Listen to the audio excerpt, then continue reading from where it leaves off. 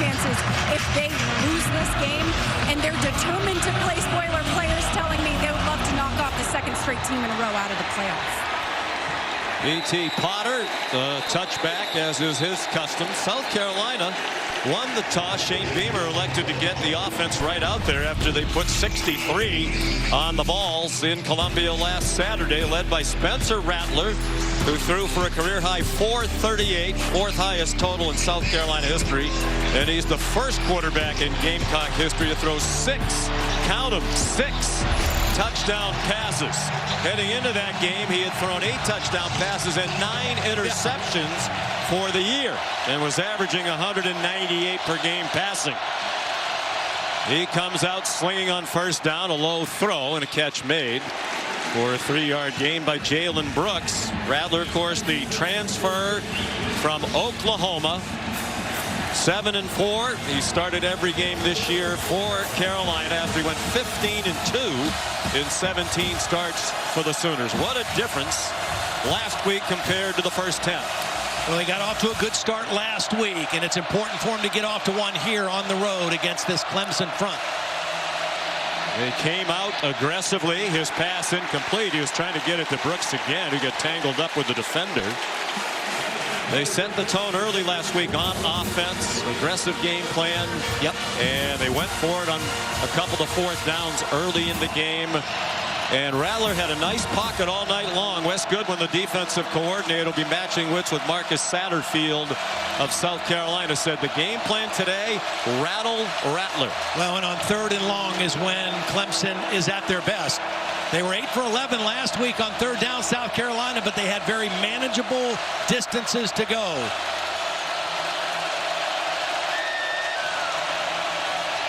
Given time, zings it, but short of the first down. Austin Stogner, who also transferred from Oklahoma in his first year with Shane Beamer and South Carolina. Well, we'll see. Is he going to be aggressive early in the game and go for it in his own 34? No, he will not. It's 4th down. They're going to punt. And interestingly, Clemson's just keeping their defense on the field because of the respect for Shane Beamer, the special teams, the possibility of fake punts. Just a safe punt by the Clemson defense. Don't want to give up any trick play here. Their special teams are the best in the country. South Carolina's Ty Kroger, their punter, has thrown 3 passes this year. He bombs a punt. Antonio Williams back inside the 10 to field it, hoping for some blocks. And he will run out of bounds. And there's a very late flag thrown. Ball spotted at the 13, but there is a penalty. The referee is Matt Leffler, leading a Southeastern Conference crew in this non-conference game, the traditional season finale, the regular season, where these two schools separated by about 2.5 hours. That was a great punt and excellent coverage. I talked to Pete Lembo on the field before the game. He was very concerned about their 2 return guys, Antonio Williams on punt and Will Shipley on kickoffs. Personal foul, blindside block on the return team. It's penalty, it's half the distance, first down. I think it was Miles Murphy who actually, first of all, he avoided a block. Number 98, nope, there it is. I was wrong. It was Tyler Davis, number 13, who got called for the blindside block. Murphy did a nice job avoiding an illegal block, and Tyler Davis got called for that. You know, when you're that big and powerful, you don't have to hit a guy very hard to knock him on the ground, but that's a safety rule penalty. 59-yard punt, and then the penalty brings the ball back to the 6 for DJ Uiagalelei, just across the 6-yard line. He takes off running. That was a big part of their attack last week against Miami, when he carried a career-high 17 times for a career-high 89 yards in their win against the Hurricanes. 2 weeks ago, against Louisville, he carried 15 times. I think at this point in the season, when everything's on the line, you will run your quarterback more, and DJ has responded. Carey was for 18. Now Will Shipley, their leading rusher, needs 40 today to reach 1,000 for the season. Tackled by Tonka Hemingway. Uyunglele from Southern California threw for 227. Big and strong and about 30 pounds lighter than last year, 235. As you saw in those highlights, an elusive runner for a big man. His pass off the hands of their leading receiver, Antonio Williams, the 18-year-old freshman with Marcellus Dial in coverage. One of the reasons that quarterback run was effective the first play is because this South Carolina defense is going to play a lot of man coverage. There was motion by a receiver, and Cam Smith went in motion. Take a look at Clayton White, the defensive coordinator. He is going to sell out to stop this Clemson run on early downs and force the game into DJ's hands. Shipley, the running back. Uyunglele, the quick throw, and almost intercepted. It hit the defender, Darius Rush, right in his hands. The fifth-year senior who has never won against the Clemson Tigers. It's a quick throw. It's out of the hands quickly, but South Carolina read it beautifully. I mean, Darius Rush used to be a wide receiver. You think he'd make that catch? That's why he's a defensive back. Yep, maybe it was a good switch, but he was in perfect position. But they still get the punt early. Aiden Swanson, the punter. No breeze at all at the start of this game. Not a good kick. Big advantage for South Carolina today in punting. They're 8th in the country in net punting. Clemson's 107th. We've already seen that, with each team having punted once. Dabo Swinney fired up and ready to go in a very important game for both teams. COVID-19. Some people get it, and some people can get it bad. During the week, the forecast was for a rainy day here in the upstate. Second possession for South Carolina. And Marshawn Lloyd on the field. And running back on the right hip and now to the left of Spencer Rattler. Quick throw, intercepted. Jeremiah Trotter heading for the end zone. Touchdown, Clemson.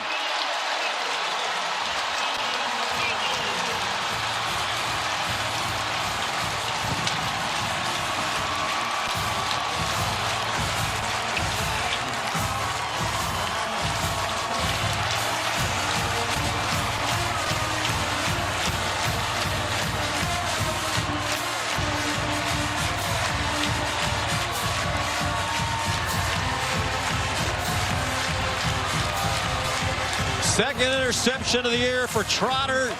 Part of an outstanding linebacker group for Clemson. He returned it 35 yards for the score. Their first non-offensive touchdown of the season, and now B.T. Potter to add the extra point.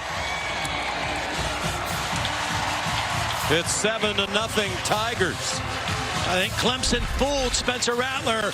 Here's Trotter. When they put the back in motion, the defense moves, and I think Spencer thought Trotter would go in man coverage, but he didn't. He hung right in the throwing lane and picked off the throw. Typically, you think that linebacker's going to go with the back.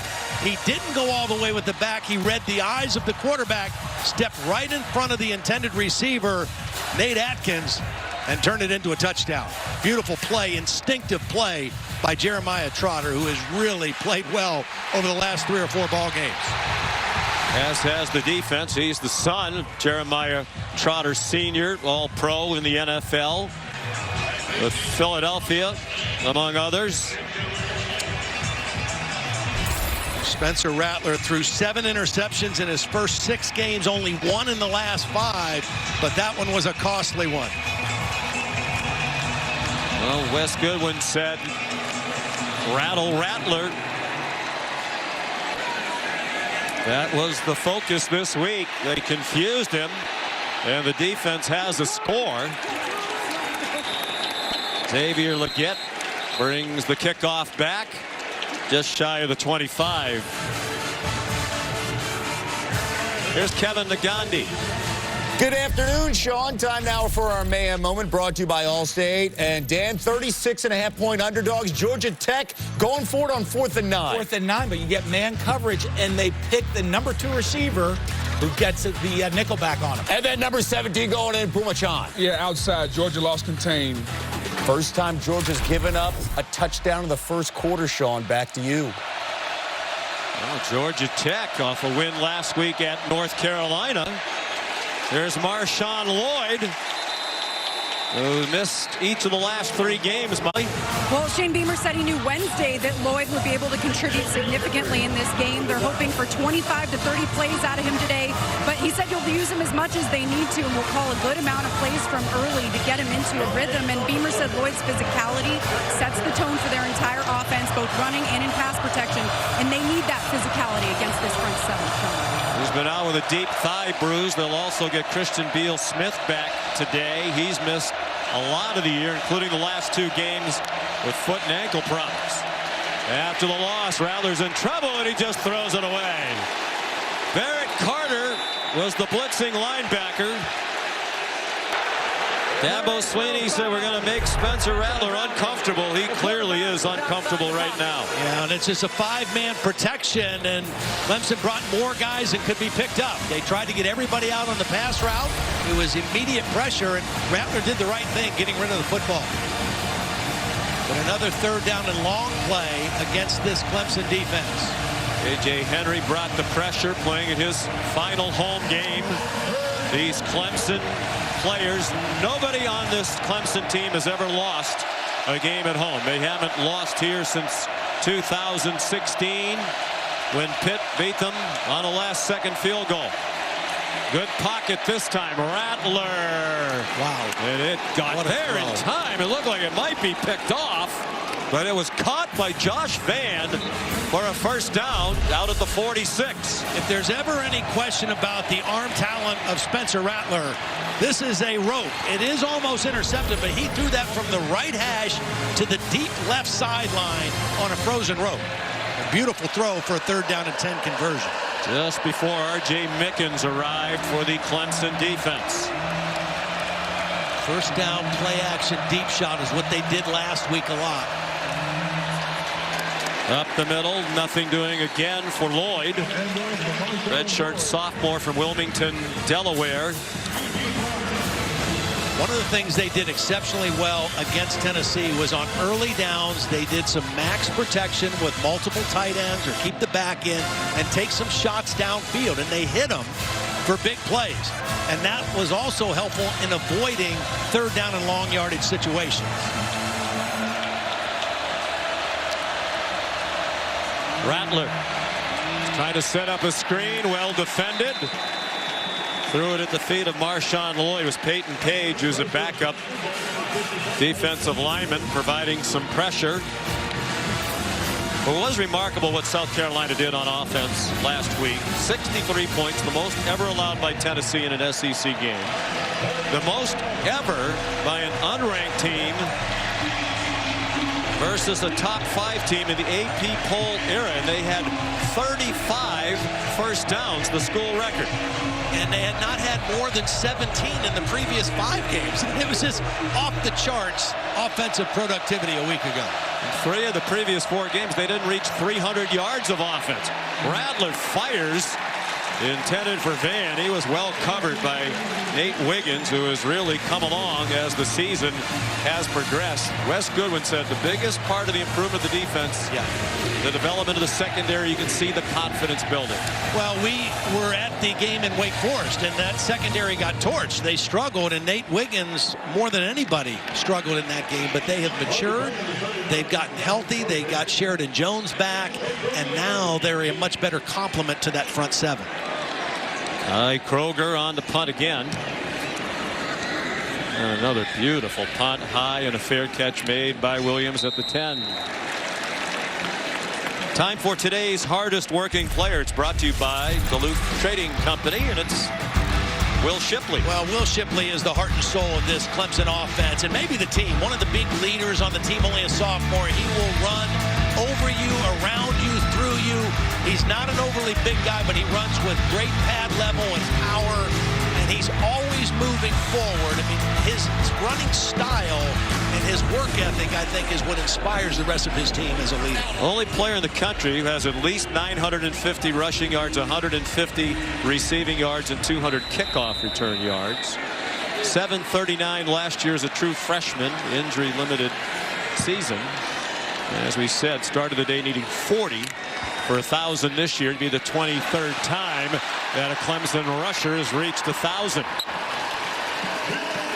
He has a big gainer there out across the 20-yard line to the 25, a gain of 15. Because DJ has run so much recently, you have to respect the inside quarterback run. That little fake kind of sucked in the defense, and Shipley has the speed to get the ball to the perimeter. At 128 yards against South Carolina last year in the game in Columbia. 30-0 Clemson win. Uiagalelei never saw the pressure from behind. Zach Pickens, the senior from right down the street in Anderson, South Carolina, about a 20-minute drive away from Clemson. Well, there's a new left guard in there. That's Mitchell Mays, and that's who got beat on the pressure. It was quick pressure, but it was also excellent coverage downfield by Darius Rush. They tried to go for a deep pass to Bo Collins, who they just got back. Mays in for Marcus Tate, who was the starting left guard, injured a knee early last week against Miami. They have confidence in Mays. He started earlier in the year at right guard when Walter Parks was out. Here's Shipley, the right. Run down from behind by Sherrod Green, a sixth-year senior.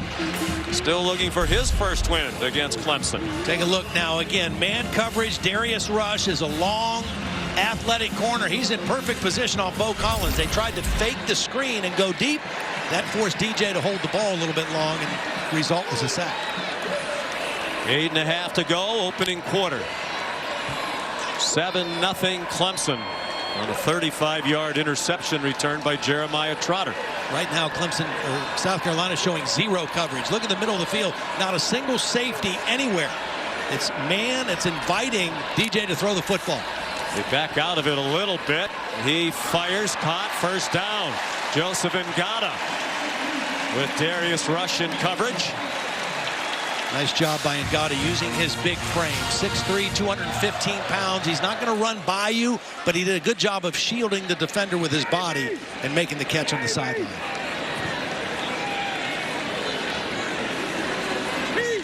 Shipley and Phil Maffa now, the running backs, behind Uiagalelei. And it's Maffa.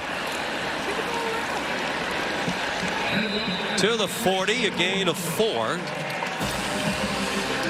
We talked number 2 running back a lot of the year without Kobe Pace, who returned last week after missing 5 games, the high ankle sprain. Now, Maffa's a really good downhill runner, physical, and to have both of those guys fresh in a fourth quarter is part of why this team has won all the games that they've won.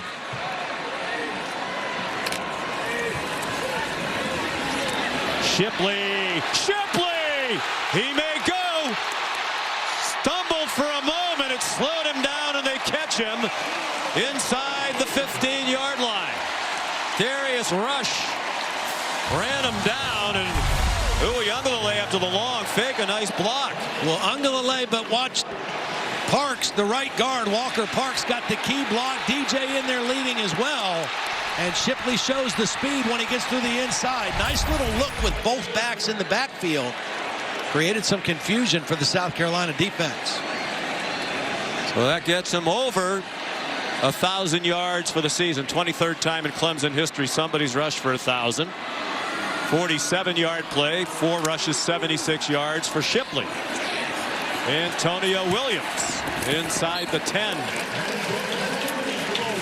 Pulled down by Brad Johnson, another 6th-year senior at linebacker. DJ Uiagalelei doing a little bit of everything. Lead block, they pulled the guard. Walker Parks, he got the first block. And then DJ's block is what sprung Shipley for the long gain.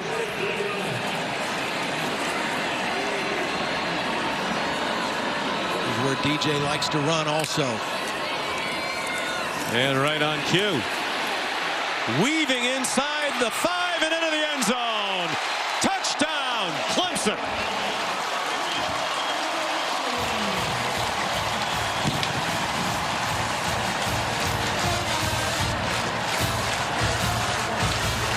Well, they're going to pull the guard, Walker Parks, and he's actually going to miss the block. So there's a man there, but DJ, as big as he is, he has the ability to make people miss. He doesn't look nifty, but he is very quick in his movement and making people miss. He made 2 or 3 defenders miss on that run for the touchdown. 3 straight games with a rushing touchdown for Uyunglele. First time he's done that in his career. 9-yard score, the extra point good by B.T. Potter. He did it all on that drive. Absolutely. A little lead block action. Hit the pass on 3rd down.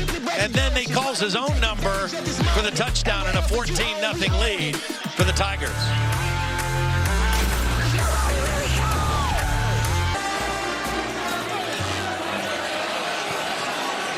B.T. Potter kicks off. And Xavier Legette's going to try it. They're 4th in the country in kickoff returns. But well covered there by Clemson. Sherrod Koval made the tackle. Coming up tonight, 7:30 here on ABC. Number 15, Notre Dame, the only team to defeat Clemson this year, against number 6, USC. Trojans right in the thick of the college football playoff picture. Notre Dame 8-1 since an 0-2 start. USC on its way to the Pac-12 title game, but thinking about more, Caleb Williams, perhaps the leader in the Heisman Trophy race. Incredible job by Lincoln Riley. Not only did he turn the roster over, but he got them all to buy into one theme and right where they want to be. Swing pass to Jaheim Bell. Chopped down by Andrew Makuba. Bell was their leading running back the last 3 games without Marshawn Lloyd and Christian Beal-Smith, usually a tight end. Very versatile guy. They can throw it to him, hand it to him. One of the things that Marcus Satterfield told us is, you know, by playing him at running back, we could guarantee more touches for him by just handing it to him, because they want him to touch the football at least 12 to 15 times a game.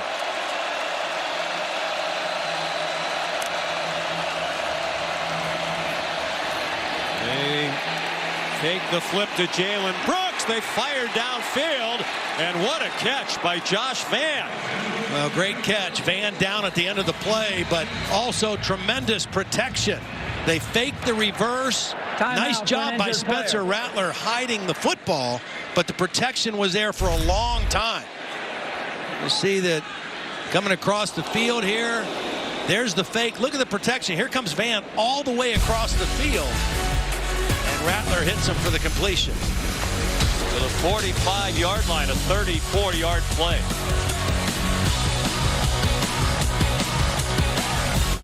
One bound. A moment ago, Josh Vann walking off with assistance. We're not going to show you the replay. It was a very gruesome looking injury to his left leg.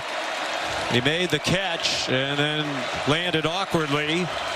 But the play has them at the Clemson 46. The pass batted down by Trotter, who already has an interception return for a touchdown. Similar situation. Trotter just in the middle of the field with eyes on the quarterback. He's reading Spencer Rattler. They're going play action, trying to get a quick throw over the middle. And Trotter right in the throwing lane again. This is a really important drive for South Carolina. They can't fall too much further behind. A week ago, they were on point. The week before that, they were 21-0 down in Gainesville. Lost 38-6. Rattler escaped from Sheridan Jones, a blitzing corner, and still forced to throw it away. More pressure from this outstanding Clemson defense, populated by linemen, all of whom will be drafted in the NFL. Now the problem for South Carolina, both the tight end and the back are going to block this way, and the pressure came from there. There was nobody to pick him up. And Rattler somehow avoided the direct hit and got rid of the football, but another 3rd down and long situation. 1 for 3. And most of the reason for that is almost every 3rd down has been 8 or more.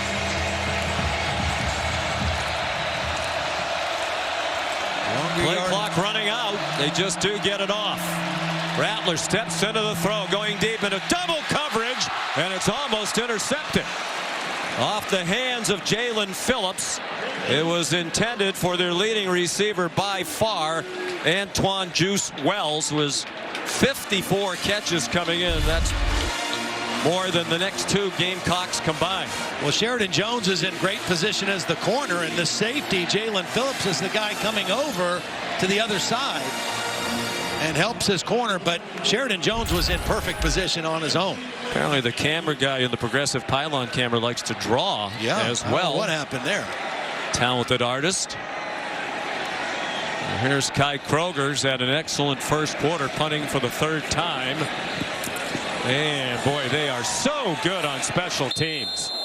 This one will be downed at the 1-yard line. Darius Rush got there to keep it out of the end zone. I think it was out of bounds.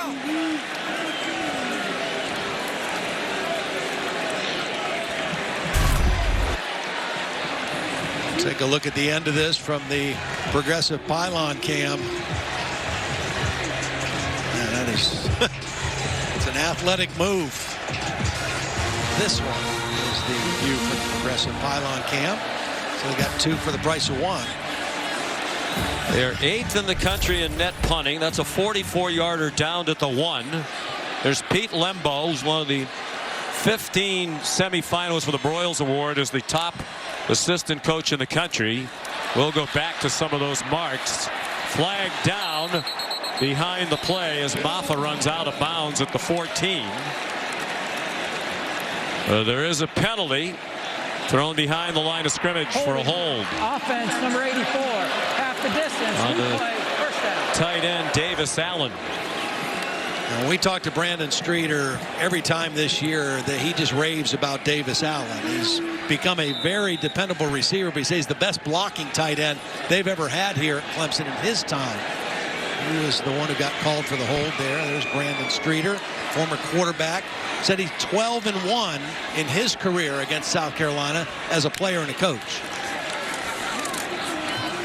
Maffa across the 6. Special teams helping South Carolina. An otherwise dismal first quarter.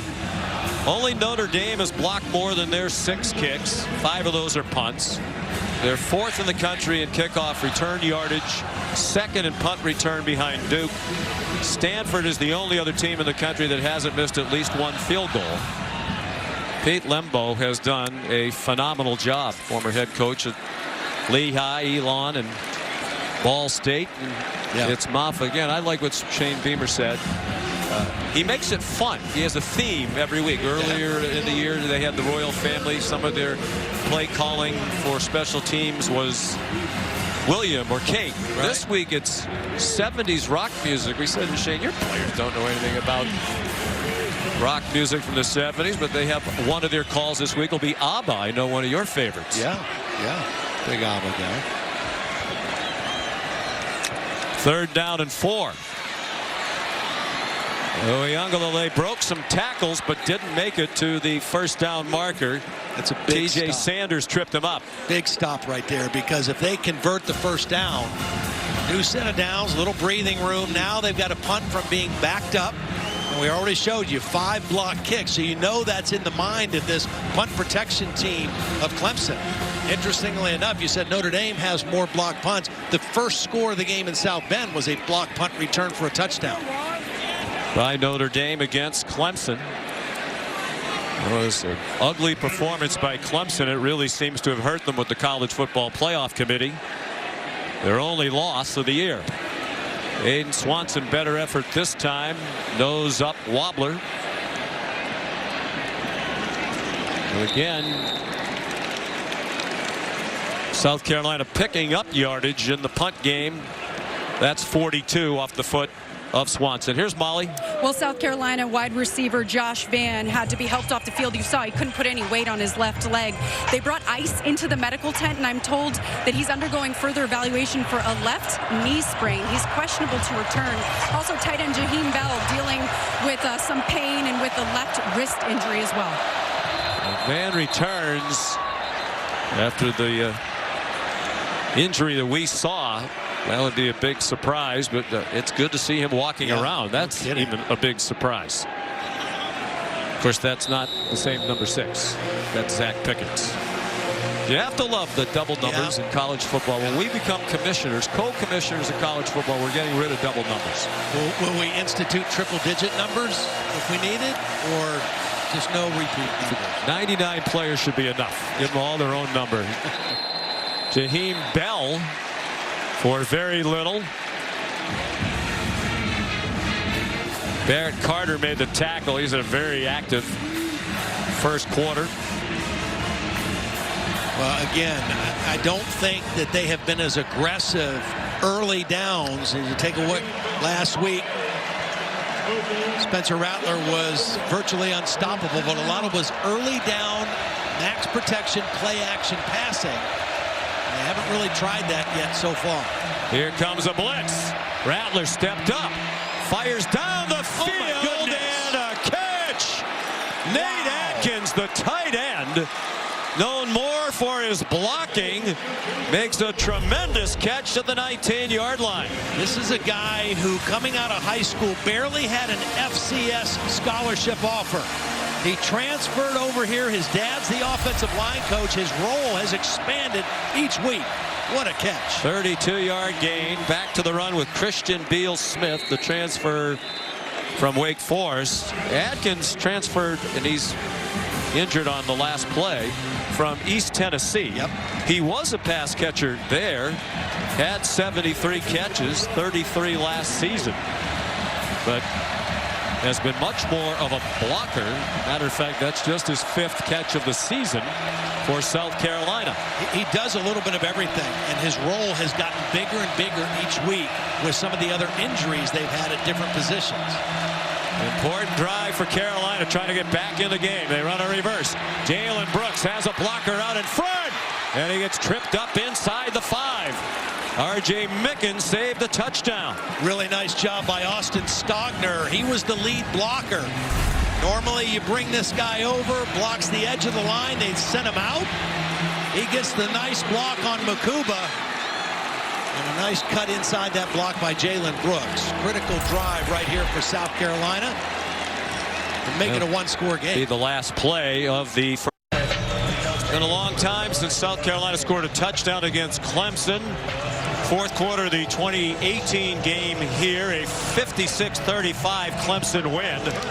The last 2 meetings won by Clemson 68-3. They didn't play in 2020 because of COVID. Time for their first score of the game. 1st and goal.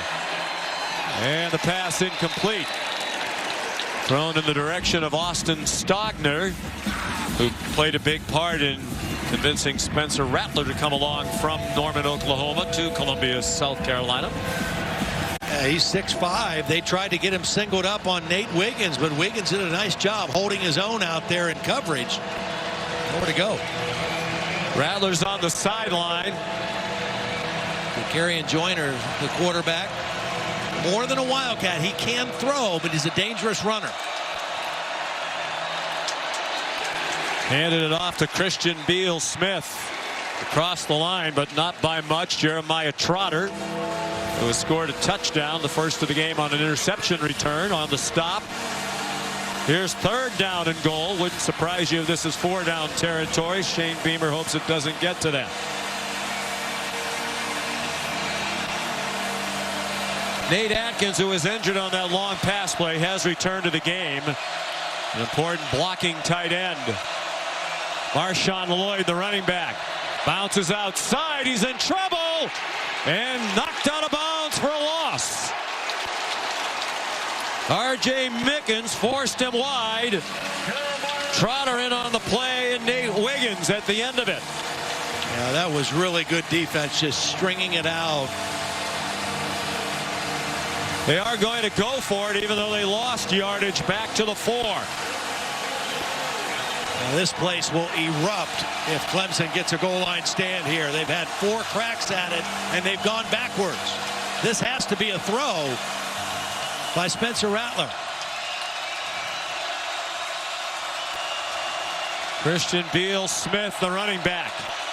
Rattler faked it to him, has time. Back back of the end zone. Touchdown, Juice Wells. Boy, what a cool and calm job. And we were talking in the break. This offensive line has done a pretty good job holding their own against this Clemson front. Watch the protection. It's only 5 guys blocking. Rattler has time to allow Wells to get to the back of the end zone and then delivers a perfect touch pass to his favorite target.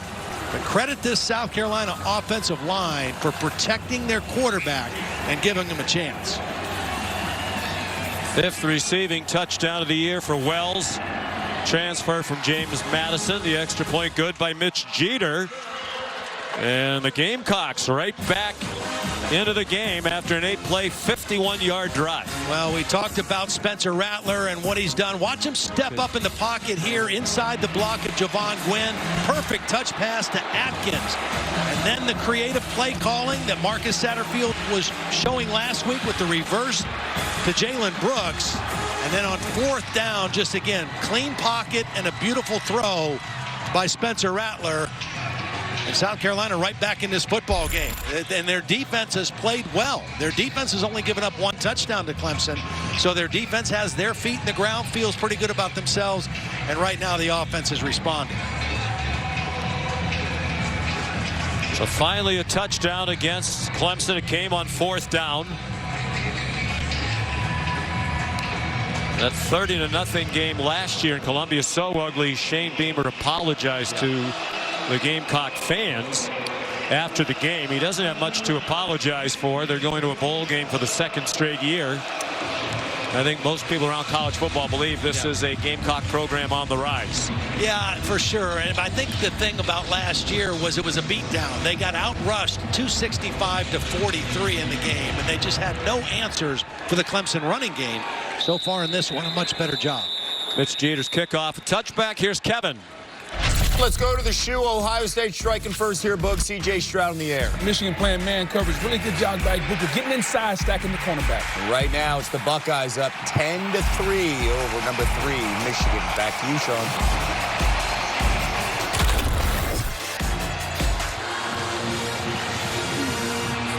Winner of that will certainly going to be in the college football playoff. They'll still have to play the Big Ten title game, but the winner will be a huge favorite over the champion of the Big Ten West in a division nobody wants to win.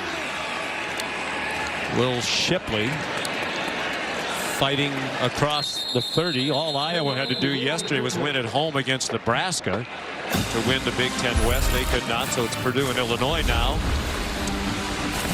playing today to determine that. The All-State playoff predictor, George, is a lock. Ohio State given a 96% chance entering today. And Clemson at 31%.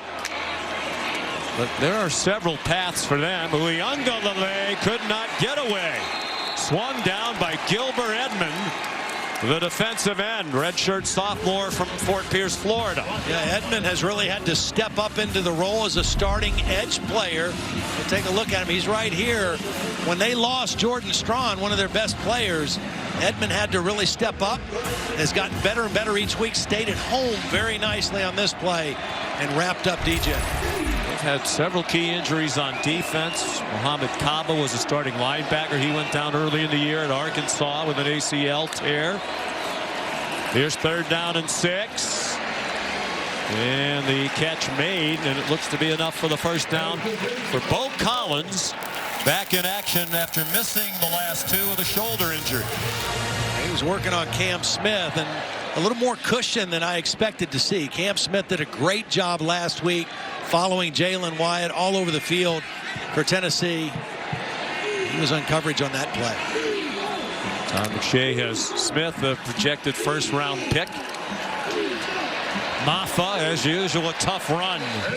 6'1", 230-pounder out of Loganville, Georgia. He got 7. Zach Pickens and Jordan Birch made the stop. Again, when you have difficulty stopping the run, it is the most demoralizing thing that can happen to your defense. And last year, 265 yards on 43 carries in that 30-0 win. Swing pass through the hands of Maffa is a live ball. No, it's an incomplete pass. Yeah, if you're the defense, you go ahead and recover it automatically anyway. It did look like it was a clean forward pass to me from the live view. Whoa. We'll take a look where the ball ends up. Boy. And one thing I learned from listening to Matt Austin over the weekend is if the ball is even or behind, it's a backward pass. It has to be clearly forward to be a forward pass. Incomplete forward pass. The previous play is under further review. Well, while they look at it, Daniel Boldrick, the replay official, will give Matt Austin time to ponder this as well. An experienced QB. Well, the play is standing as called incomplete pass. What do you think, Matt Austin? Well, I think this play would have stood no matter which way they called it. It is so close. He lets go of the ball at the 36.5. It's touched right at the same point. I think actually it's backwards, but I don't think they can do anything with it, so I like the call. Well, not conclusive, so they left it. Big break for Clemson. Uyunglele stopped right by the 45-yard line, which was the line to gain for the first down. This is going to be close. He got driven back by Jordan Birch, junior from Columbia. It is just enough for the first down. He was heavily recruited by Clemson, highest-ranked recruit other than Jadeveon Clowney in South Carolina history. Number 4 high school prospect at any position in the country, the class of 2020. Antonio Williams went in motion.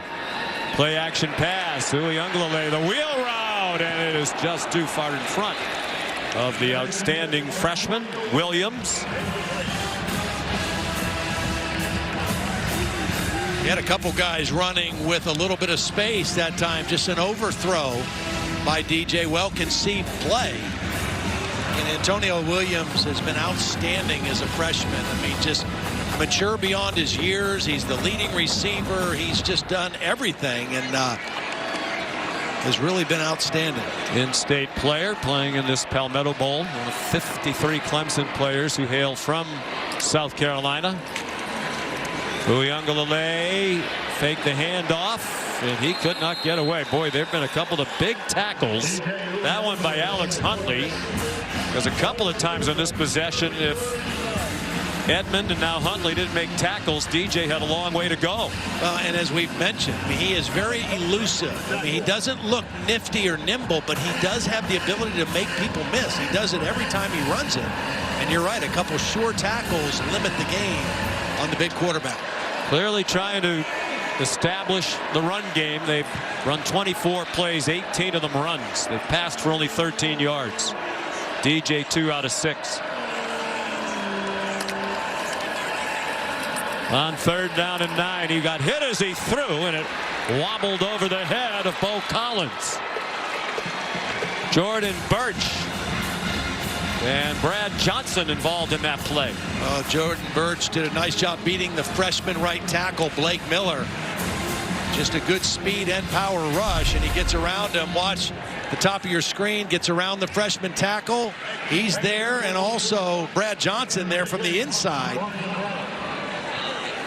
I think Birch got the arm, and Brad Johnson was right in the face of the quarterback as well. So good pressure on 3rd down. So here's Swanson.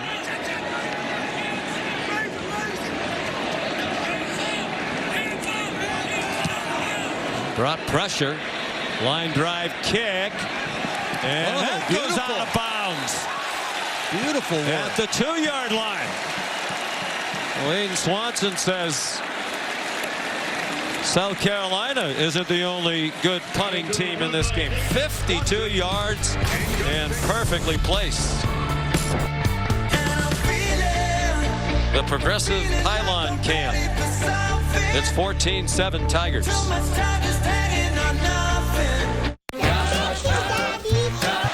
Here's pressure. Rattler somehow got away, then got the throw off. The question was he down on a knee? The other question is it going to be grounding? Ruka collared him. Rattler spun away, but then as he was going down, went down on a knee to throw it. It was immediate inside pressure, a bust up front, And Rattler, does his knee go down before the ball goes out? Now, there is a receiver in the area in Bell. Intentional grounding on the offense, number 7. The result is a safety. I thought Jaheim Bell was actually a receiver somewhere in the area on that left sideline. But the pressure and a bust, and this offensive line has done a great job, but Arroyo just comes right through the inside. Nothing Rattler can do, but see, there's a receiver down here in this area by where the ball was thrown. I don't know why that's intentional grounding, other than he was definitely trying to unload it, for sure. Well, let's bring in Matt Austin as the Clemson defense celebrates a safety for the 2nd week in a row. They had one against Miami last week. Matt, what'd you think? Well, Todd, what you said there at the end is exactly right. Once you've been hit and you're under that much pressure and you're going down, you've got to get it a lot closer to a receiver. If you throw it when you haven't been molested yet, you're fine. Yeah. But if you're on your way to the ground and you dump it, you got to get it really close. So this is a good call. He was definitely on his way to the ground. I mean, it's amazing that he was able to stand up as long as he did. And again, we talked about this offensive line had been doing a great job against this outstanding Clemson defensive front up until that point. A mix-up up front. And Clemson's defense records 2 more points. That's 9 points now in the ballgame. Credit to the Clemson defense. There's Wes Goodwin. Said their performance last week against Miami by far their best of the season. They held Miami to 98 total yards of offense last week. That's the 3rd fewest in the history of the Hurricane program and the fewest since 1965. And it was only 8 yards in the first half. I mean, it was a total domination from start to finish. Miami had only 6 first downs in that game. They are going to go to a little trickery of their own. Shipley handed it off. Oh, now the ball comes out. And the ball is recovered by South Carolina. Maffa took the handoff, and then it came flying out of his hands. And the Gamecocks have it. It's Trayvon Kenyon. Dabo went with a little trick play on the kick return. I mean, this is set up. Hands it to Maffa in a little scrum huddle. And then Maffa just loose with the football. You can see he's very loose with it, never gets it tucked away. And an unfortunate mistake by the Clemson special teams. My goodness. Mitch Jeter, the kicker, had him around the legs. So trying to beat the Gamecocks at their own game on special teams. It was actually an effective play until the fumble by Maffa. Antoine Wells on first down. Let's go back and look at the fumble.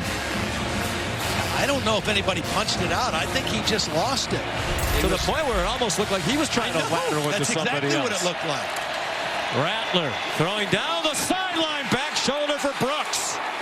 Jalen Brooks gives South Carolina 1st and goal at the 8-yard line with Sheridan Jones in coverage. When it comes to just throwing the football, Spencer Rattler's pretty. I mean, he throws it like an NFL quarterback. When he has time and a clean pocket, he throws it as well as anybody. Beautiful back shoulder accuracy that time to Brooks. Quick throw. Wells again. With Brooks trying to block for him on the perimeter. Wells made it inside the 5. Jalen Phillips stopped him.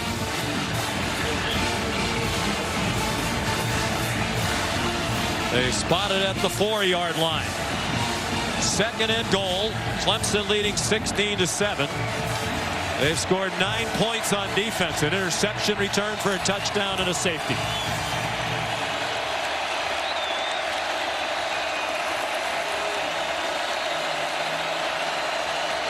Five receivers spread the formation now. Rattler danced away from Trotter. Spencer Rattler into the end zone for a touchdown. What an effort. What a great effort by Spencer Rattler. Again, there was quick pressure inside. He was able to elude the immediate pressure. Watch him step up, get away from the immediate pressure. That was Trotter coming on the blitz and then got it into the end zone. Outstanding individual effort. We talked to Rattler. Maffa's fumble set it up. They go 37 yards in 4 plays. He said he wants to run the ball more. Well, he knows, I mean, he's a pass-first guy, but he also knows he has the ability to make plays with his legs. Third rushing touchdown of the season. Jeter the extra point. Entertaining Palmetto Bowl. Maffa's fumble on the kickoff return with the kicker Jeter wrapped around his legs. And then Rattler makes it a 2-point game. They're still. Mitch Jeter to kick off.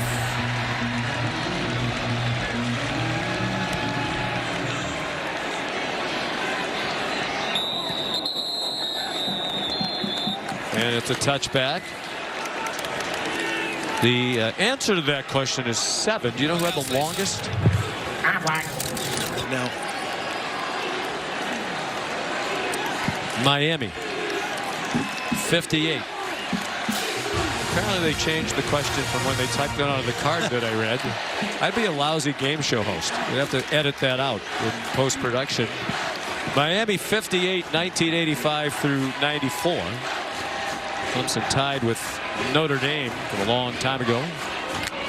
The 8th longest in college football history. They're in a tight one in this home game. Will Shipley the ball carrier. And Todd, you think about it. Pitt, the last team to win here, visiting team back in 2016. Right. That is their only loss in their last 60 home games. They are 59-1 here. And not for a 48-yard field goal with 6 seconds to go. We could be talking about a 60-game home winning streak. It's amazing. You have senior classes come and go here that never lost a game at home. I mean, that's just amazing. Flag thrown by the back judge. The play clock ran out or not?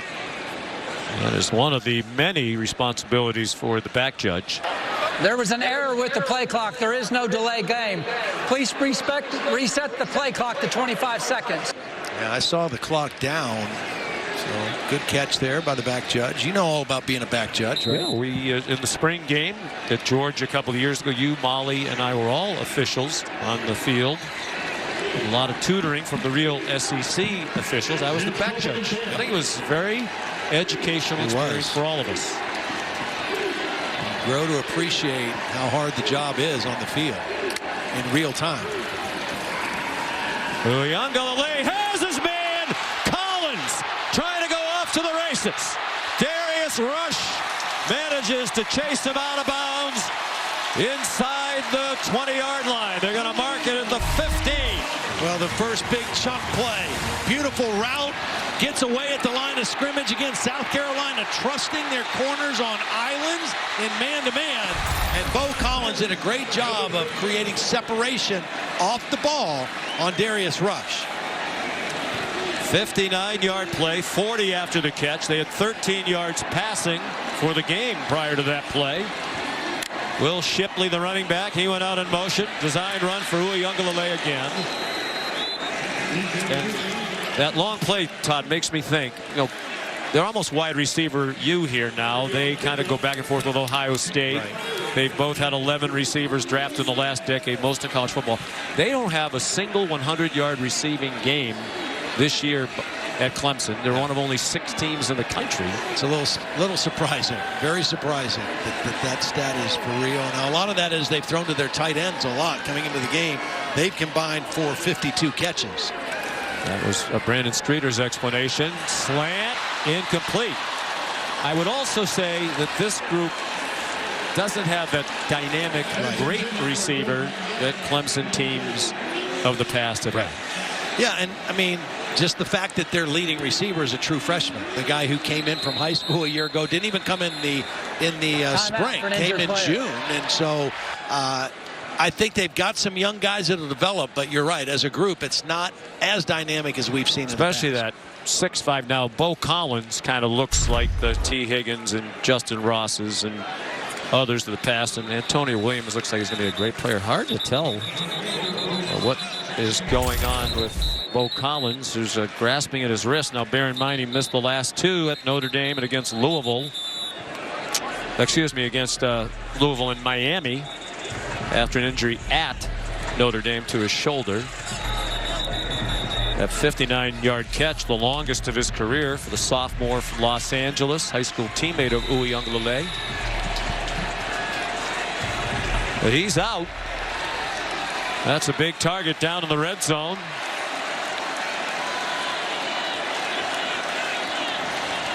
It's Will Shipley, the running back. 3rd down and 6 from the 11. Clemson leading by 2. Uiagalelei has a man wide open. Williams, the touchdown.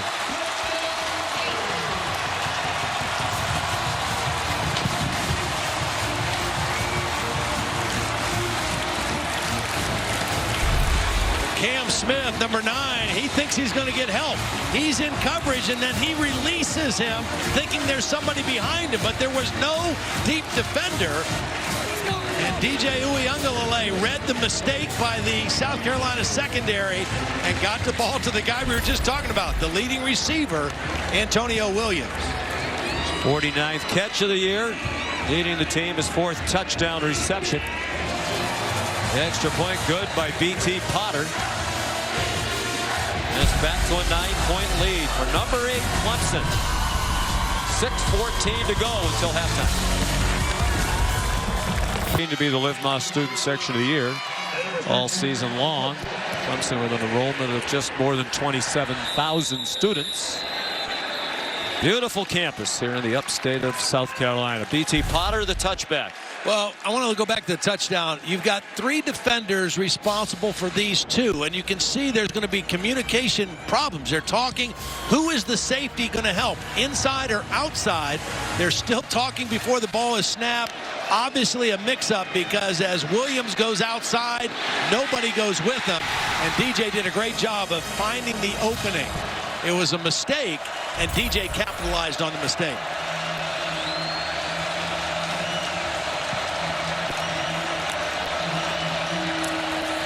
Marshawn Lloyd back in action this week. Hasn't been able to find any running room yet. Here's Molly. Well, Sean, earlier in the game, wide receiver Juice Wells went up to Spencer Rattler, pointed to his head and said, "Stay out of your head. We got you." Now, after Rattler's touchdown run, he pointed to his head, gave a thumbs up to Wells, and said, "I'm back." So Clemson's Rattle Rattler mantra worked early, but he's getting his confidence back, Sean and Todd. They've scored a couple of touchdowns here in the second quarter. Another nice catch by Nate Atkins.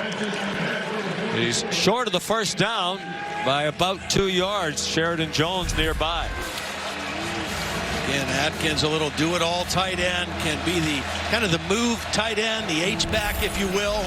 Plays on a lot of special teams, and again, his role has gotten bigger and bigger as this season has gone on. Long yard to go for the first down, or short 2, and they get nothing. Jaheim Bell stuffed. Well, last week against Tennessee, Todd, the coaches told us they had a blanket mentality. And I don't mean blanket like something you put over. It began with an F. We can't use it on national TV. Well, we'll see if they have that same mentality here on 4th and 1. Their own end of the field. It appears they do, throwing caution to the wind. Well, that inside run that wasn't very encouraging, because they got 0 push on this Clemson defensive front and didn't gain an inch on 3rd and 1. 3 running backs behind Rattler. They go to play action pass. They have a man running wide open. What a play! Juju McDowell dragged down just shy of the goal line. They're going to spot him at the 1. Great ball fake by Spencer Rattler. Here's McDowell. He's going to release. Watch the ball fake. He hides it. Clemson thinking run all the way. McDowell beats Makuba right away. Good job by Makuba. They'll probably take a look at the end of the play. The ruling on the field, the player was short of the goal line. They're going to check to see if perhaps it was a touchdown. They were 2 for 2 on 4th down against Tennessee. They're 2 for 2 today. First look at the end of the play from the progressive pylon camera. I think they got it right. His knee was down outside the 1. And the ball had not reached the goal line. Well, what a call. You know, Marcus great Satterfield, the offense coordinator, had come under a lot of criticism from Gamecock fans prior to last week for, you know, the sluggish offense. But all of a sudden, the creativity abounds in that we're not going to worry about it mentality. I don't know how to characterize the blanket. that. It's the blanket. The blanket. It's the blanket attitude. Not the blanket. Blank it indeed. Going for it on 4th down and throwing a long pass. Review. The ruling on the field is confirmed. He's short of the goal line. It's first down at that spot. 65-yard play, the longest completion of Rattler's career. Well, it's a great call by Marcus Satterfield. And when we talked to Marcus Satterfield, he raved about how much he loves Spencer Rattler and how much faith and trust he has in his quarterback. And you make that call because you believe number 7 is going to make you look good. And he did.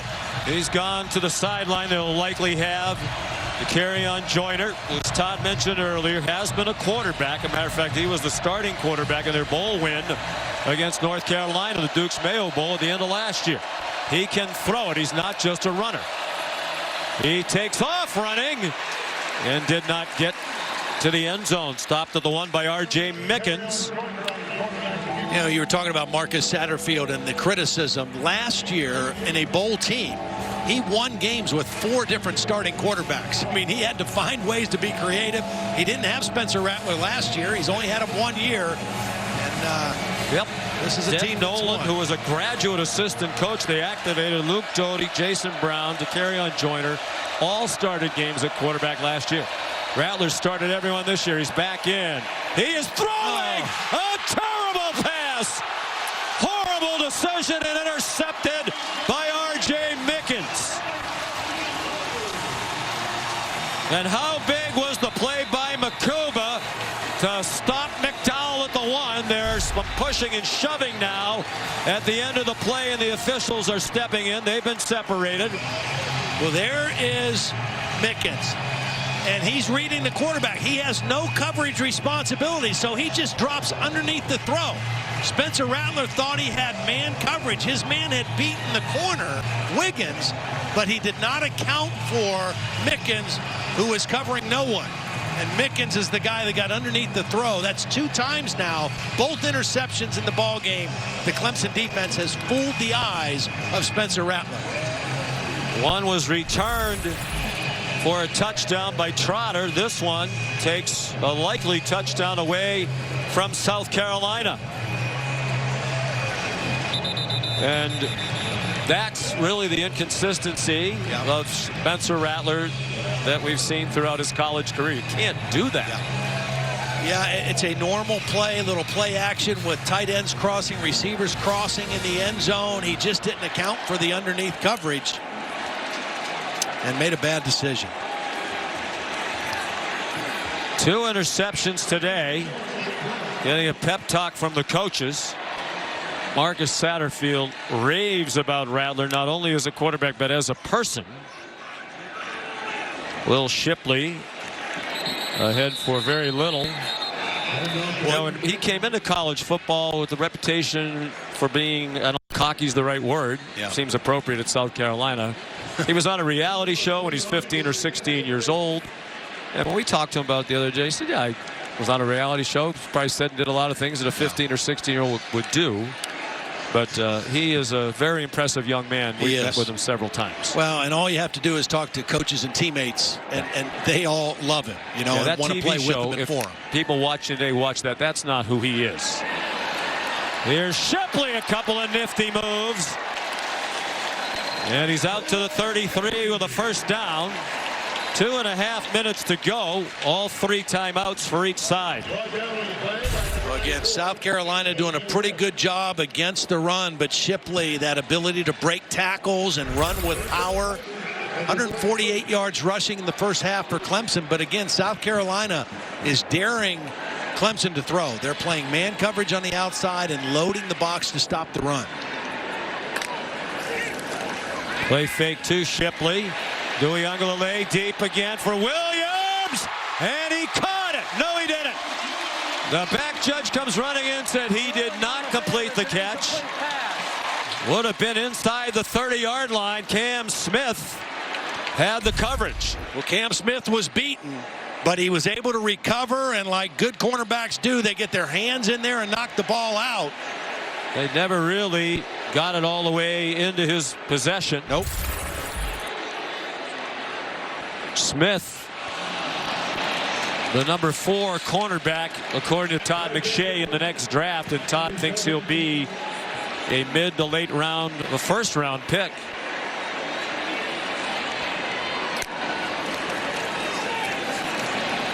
Uyunglele across the 40. He got 8.5. Gilbert Edmond, the stop. And they're not going to use a timeout here. The Clemson sideline just telling the offense to line up quickly. Well, and Clemson prides themselves in how they play at the end of the first half and the beginning of the second half. Remember, they'll get the ball to start the third quarter because South Carolina won the toss and took the opening kickoff. Big opportunity for Clemson to take control of the game here. Shipley got spun around but still got the first down. The clock will stop for a moment to move the chains with 1:26 to go. That interception in the end zone really feels like it has changed the complexion of this game. Yeah, not only is it points taken away, but now Clemson with a chance before the half to really extend their lead. Uyunglele into a crowd. Brenning still the catch. The tight end, short gain. And Dabo Sweeney will use his first timeout with 1:12 to go. Timeout. That was DQ Smith, a true freshman. Timeout the half. 30 seconds. Who started most of the year at safety alongside fellow true freshman Nick Emanwari. Here's Kevin Nagandi.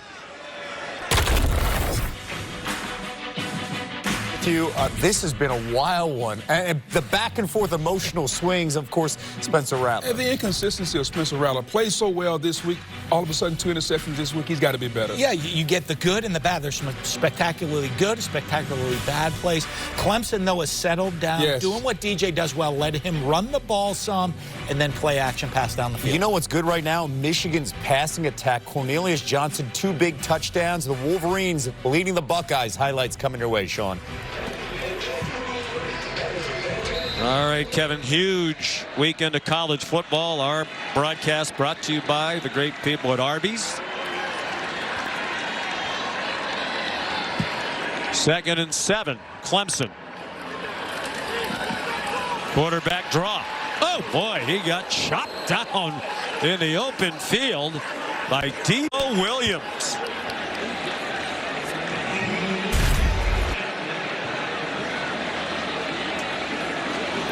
Well, that's the best way to go for DJ is for his legs, because he'll make you miss if you're focusing on his hips or his shoulders. Take those legs out, and down he goes. 3rd and 3. They're not quite in field goal range. Back shoulder throw up for grabs.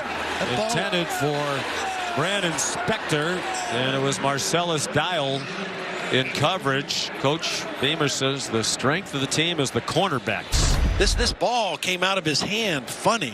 It almost looked like it got deflected, but it didn't. It fluttered out of his hands, and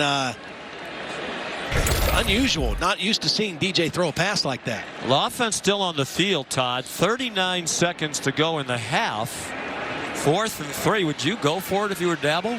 No, I would not. I'd punt here. He might be, 4th and 3. If you get it offsides, you might be able to draw him off with a long count, switch your formations, put a guy in motion, hard count. And they do snap it. And it's a quick kick by Uyunglele. And he booted it a long way into the end zone. Well, a 48-yard punt. When I was talking to Pete Lembo on the field before the game, he says, I wouldn't be surprised if Dabo's got a few special teams wrinkles just to kind of send a message to us. That's the second one we've seen. We saw the kickoff return that went awry, and a quick kick that time by DJ Uyunglele. I was at Syracuse working for the late, great college football Hall of Famer Dick McPherson. He loved the quick kick. Loved it. I don't think any coach ever used it more, and he used it very effectively. I believe Darrell Johnston was a great practitioner. Really? The running back position. So you would think Carolina would be careful. Do they have that blank it mentality going here with 33 seconds and all their timeouts? Rattler comes out firing into a crowd again and incomplete. It was intended for Jaheim Bell. KJ Henry put some pressure on. Sheridan Jones had the primary coverage. Shane Beamer just kind of threw up his hands to say, oh, that might be the last aggressive approach we take. Yeah, I mean, because the pressure was there, you know, and right now Clemson's not going to rush a lot of guys, but KJ Henry was able there and get a big hit on his quarterback. Just on that gesture, they spread the field. Wouldn't be surprised for an inside handoff here. And it is Marshawn Lloyd. Now the question is, does Dabo Swinney use a timeout, try to force another punt? Doesn't appear that he will.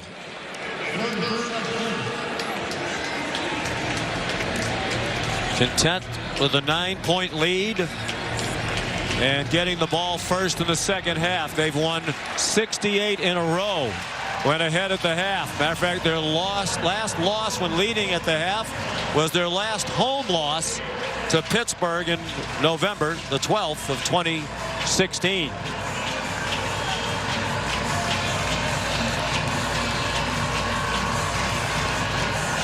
Shane Beamer's team down by 9. It could have been so much closer, Molly. Coach, your quarterback Spencer Rattler with 2 crucial interceptions. What did you say to him walking off the field? Just, if we're going to win this game, we're going to win this game because of him. He played his butt off last week, and he can again this week. 2 critical turnovers that just gifted him points, and can't do it. I mean, that first quarter was ugly, but we kept battling. We're in the game, and we're gonna win the game because of him in the second half. Will you continue that attack mentality in the second half? Yeah, we have to. I mean, I think their guys are having a hard time covering us a little bit, but we got to find a way to run the ball. I mean, we got 20 yards rushing. It's hard, tough sledding on these guys, but we're making it harder on ourselves right now. All right, thank you, Coach. Thank you. Sean. Well, good news for Shane. They threw for 207, the 2 critical interceptions. We'll send you to the studio for the Capital One halftime report after this message and a word from our ABC stations.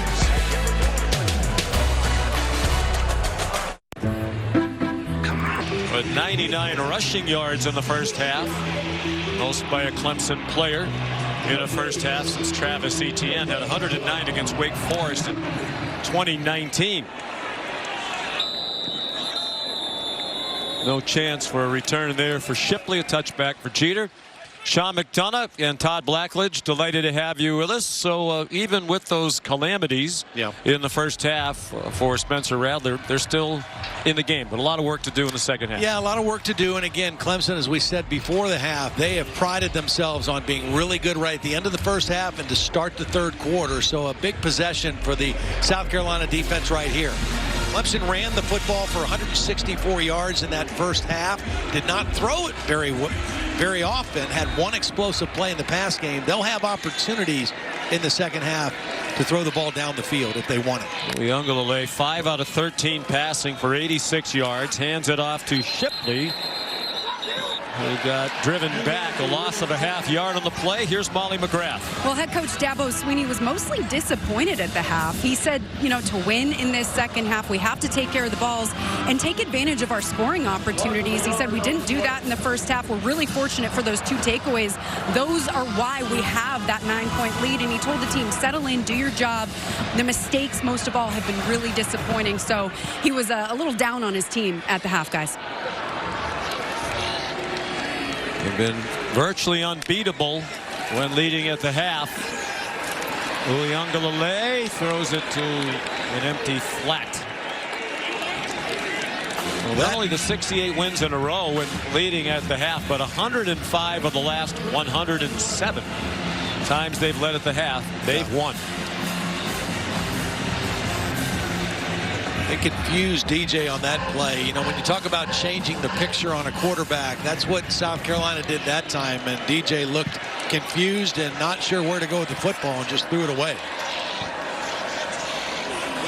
Clemson 5 out of 9 on 3rd down. Some twisting up front for South Carolina. Long throw, incomplete. Single coverage for Marcellus Dial on E.J. Williams.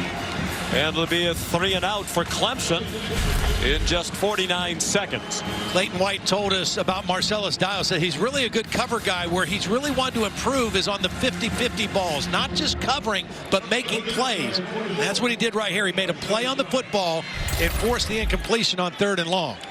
It's one thing to be in position. It's another thing to make a play on the football, and Dial did it there. Aiden Swanson had a key play in the first half. His 44-yard punt that got down to the 2 led to a safety from the Clemson defense. Bad punt there, caught on the bounce and on the run. Marion Brown out of bounds. Another outstanding punt return for South Carolina. Really good punt return and a great decision by Brown on the low punt. Catch it on the first bounce. Jalen Brooks almost got into a backwards block or a behind the back block. Avoided it. Brown gets it upfield in great field position. After the 3-and-out by the defense, South Carolina with the football in Clemson territory.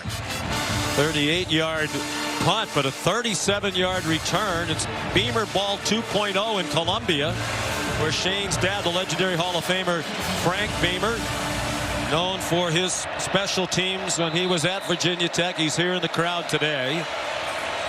And the apple does not fall far from the tree. These special teams outstanding at South Carolina. They open with the Wildcat, and it's Jaheim Bell, the ball carrier. Now some woofing at the end of the play, but a quality gain on first down. Trenton Simpson involved with Bell at the end of the play. Now, this is always a physical play. That's not really a stiff arm. That's more of a hit to the head by Jaheim Bell. Trying to assert their physicality here early. Out wide, and the play dropped for a loss. Samarian Brown taken down by Wiggins back at the 20-yard line. What a quick read by Wiggins. He's the guy, I think of all the defensive backs, Wiggins is the guy who has reacted quicker. A poor effort on the block by Jalen Brooks, but it was a quick read by Wiggins that made the play. He surprised Brooks and made the play behind the line of scrimmage. 3rd down and 4. South Carolina just 1 out of 6 after an 8 for 11 against Tennessee. But this is good, manageable distance. Wouldn't be surprised if this is potentially 4-down territory. Here's a blitz. And a wide open Atkins racing toward the pylon and lunging for it. And they're going to mark him out of bounds near the 2-yard line. Mentioned that this guy can do a little bit of everything. He's the move tight end. This time he's in the backfield. They're going to fake it to him, and he's just going to slip out, and Clemson loses track of him. He slides out into the flat. There's nobody there to cover him. And a nice call by Marcus Satterfield on 3rd and 4 to get the ball to his tight end Atkins. Nice look. They got down to the 1 late in the half and turned it over. They're at the 2, 1st and goal. Jaheim Bell to the goal line. Touchdown. You know what I like? They kept Rattler in. They didn't try to get tricky with the Wildcat quarterback. They went to a power run with Jaheim Bell, and they got the ball in the end zone. It's just inside zone. They got tight ends to the right, and they're just getting a good push this way. They give it to the big back.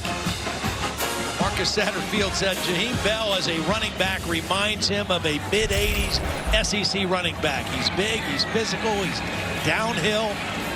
The 6'3", 232. Junior from Lake City, Florida.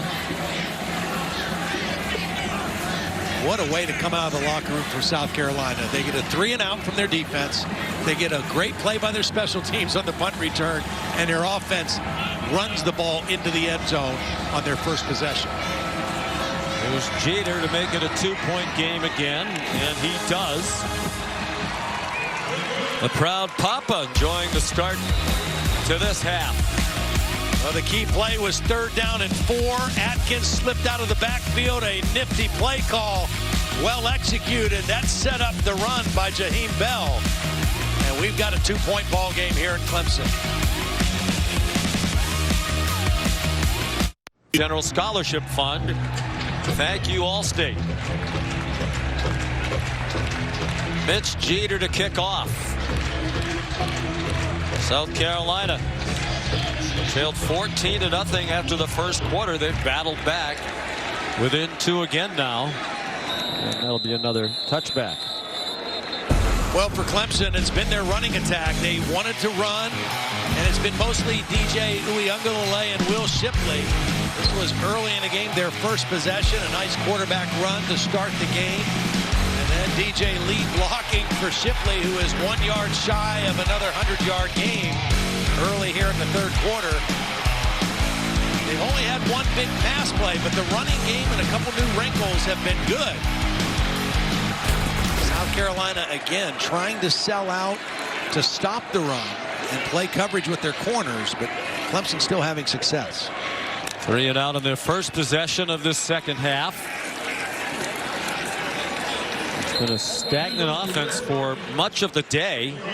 Defense has scored a touchdown and had a safety. Last 6 Clemson possessions, 4 punts. They fumbled a kickoff return. I really think Clemson and Brandon Streeter need to throw a little bit more on early downs, on first down. South Carolina expecting run on first down, doing a pretty good job on the early downs. Uiagalelei banged down by the hard-hitting freshman Nick Eamon-Warry. He took a shot on his hip on that play. Eamon-Warry is a physical safety at 6'4", 218 pounds. And he came right into the side of DJ. DJ didn't see him coming. He got a nice shot on him. Eamon-Warry, 54 solo tackles coming into today, most in the SEC, most among FBS freshmen. Still huddling, and going to go quickly over the ball now with the play clock down to 6. 3rd down and 1. Uiagalelei had to reach for the snap, still able to get it to Shipley. And he dragged a couple of tacklers out to the 44-yard line for a first down. Great patience by Shipley. Watch him just kind of get low and stay right behind his pulling guard, Mitchell Mays, protecting the football. See that? Both arms on the football, knows he's got the first down. The heart and soul of this offense. He really is. 112 yards rushing down, just 12 carries. 5th 100-yard rushing game of this season. A sophomore from Weddington, North Carolina, near Charlotte. Deep drop. Uiagalelei into coverage and broken up by his receiver. It was Marcellus Dial who had the best chance for it. It was intended for the freshman Adam Randall. Yeah, this is a poorly underthrown ball by DJ Uiagalelei. I mean, it's well short. And if it wasn't for a great effort by Randall, that's an interception because Dial's in perfect position on the underthrown pass, and Randall's able to just get a hand in there and knock it away.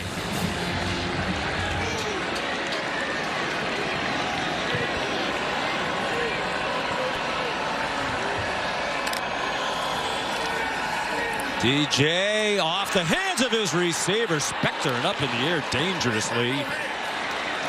Brandon Spector couldn't take it in, and that is 5 straight incomplete passes now for DJ Uiagalelei, who was 5 for 17 for 86 yards and a touchdown. And it appears that he's going to have to do the rest of the second half without Bo Collins, who did not come back out at halftime. Went out with a hand or arm injury, and never know. Cade Klubnik is the backup.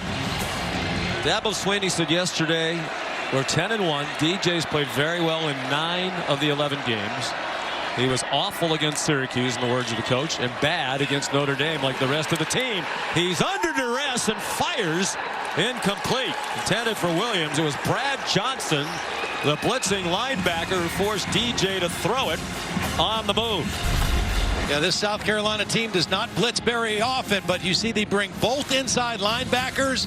DJ almost gets a completion just trying to get rid of the football. But it was a good rush by Brad Johnson and a timely blitz call by Clayton White to get after the quarterback. Here's Swanson. Hangs it high in the air, tumbling end over end kick. Marion Brown let it bounce. Josh Vann, usually their punt returner, but he left the game with a leg injury, is no longer in uniform. You can kick off your Week 12 NFL Sunday, 10 a.m. tomorrow with the Countdown crew on ESPN and the app. Early breaking stories, injury updates, previews of each game, and then Monday Night Football caps the NFL week, 8 p.m. Eastern Time with the Steelers and the Colts. Steelers are 18-3 on Monday Night Football under Mike Tomlin. Having a rough year. Well, here's South Carolina on offense after a 40-yard punt. Marshawn Lloyd still nothing doing for their leading rusher. What a great play by Peyton Page, number 55. One of those reserve defensive linemen just got penetration and forced Lloyd to kind of dance behind the line of scrimmage. They just keep churning them out. I mean, NFL prospect after NFL prospect. Peyton Page, one of those youngsters waiting his turn. Coordinated by Wes Goodwin. In his first year as the coordinator, as an off-the-field analyst for the last few years. Marshawn Lloyd, 6 carries for 0 yards now. Rattler takes the check down to Lloyd. Trying to find some open running room, and he can't. Dragged down by Wade Woodaz, backup linebacker, true freshman out of Jesuit in Tampa. Well, once again, a 3rd and long for South Carolina. They're 2 of 7 on 3rd downs, and most of them have been 9-10 yards needed. They've been pretty good on 4th down, but not very good on 3rd down. 3rd and long, the quarterback normally has to hold the ball a little bit longer for routes to develop, and that invites this Clemson pass rush. Wes Goodwin brought pressure. Woodaz got there and had help as well. KJ Henry finished him off. Because there was a bunch set that was close to the line of scrimmage, Woodaz is able to kind of hide right here. And he's in pressure. The back doesn't see him quick enough, is not able to get over there and help. And it's a timely blitz, this time by the Clemson defense. Their second sack. 34th of the year. They need 6 more to reach 40 for the 9th straight season. The only team that's reached 40 in each of the previous 8. Midway through the 3rd quarter, a 2-point lead for number 8, Clemson.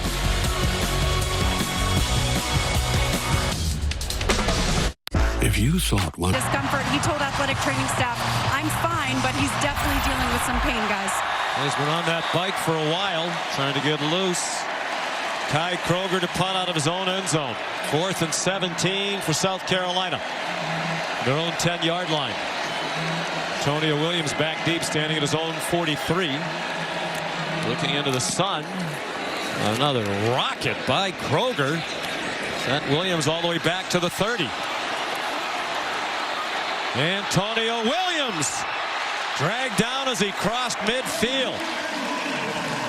Javon Kenyon, another special teams tackle. 59-yard punt, 21-yard return. Well, again, if DJ's feeling okay, I think Brandon Streeter in this possession, maybe even this play, needs to let him crank one down the field off of play action. Now, he doesn't have Bo Collins, but he does have Antonio Williams as a big play guy down the field. They've run the ball well, but they need some more chunk plays, and they're in great field position to try one right here.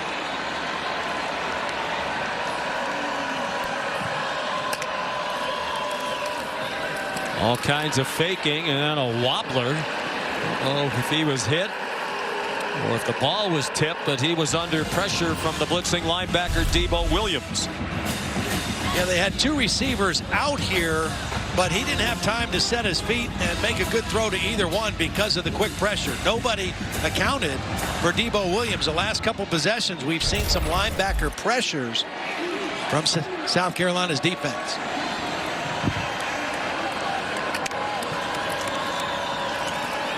Here's Maffa, untouched as he goes for 15 and more.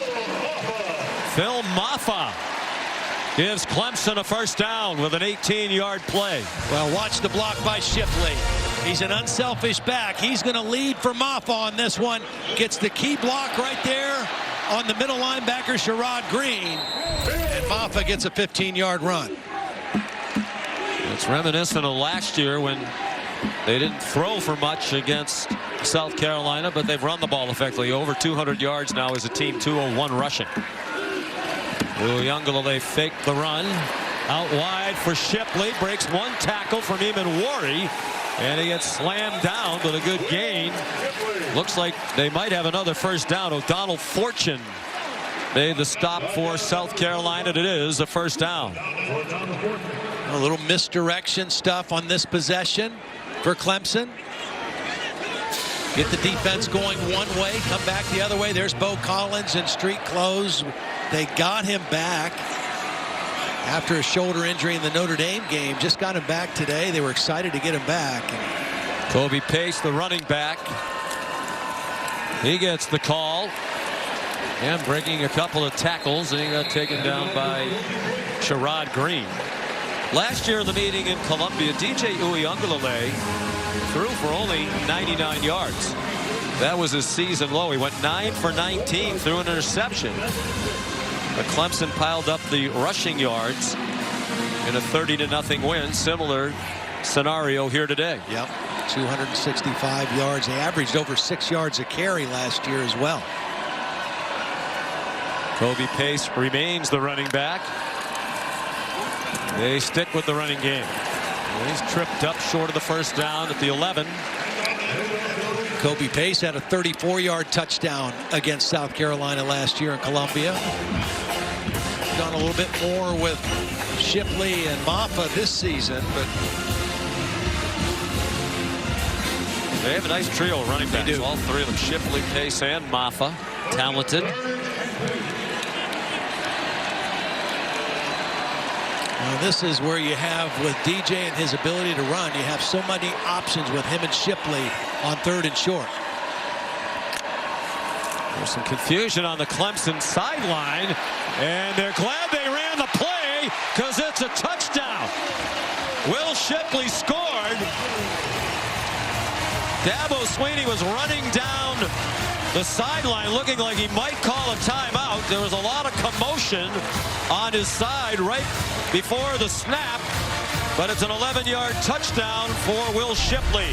What a beautiful play by Will Putnam. Watch the center come off with the guard here and then come off on the second level on the linebacker. Starts out with the guard, goes to the second level on the linebacker, and that's all Shipley needed. And again, when he sees the goal line and smells the end zone, he's going to score. E.T. Potter, the extra point. And the lead goes back to 9, a 2-score game. Shipley with 123 yards rushing, averaging 9.5 per tote, and now he has a touchdown to go with it.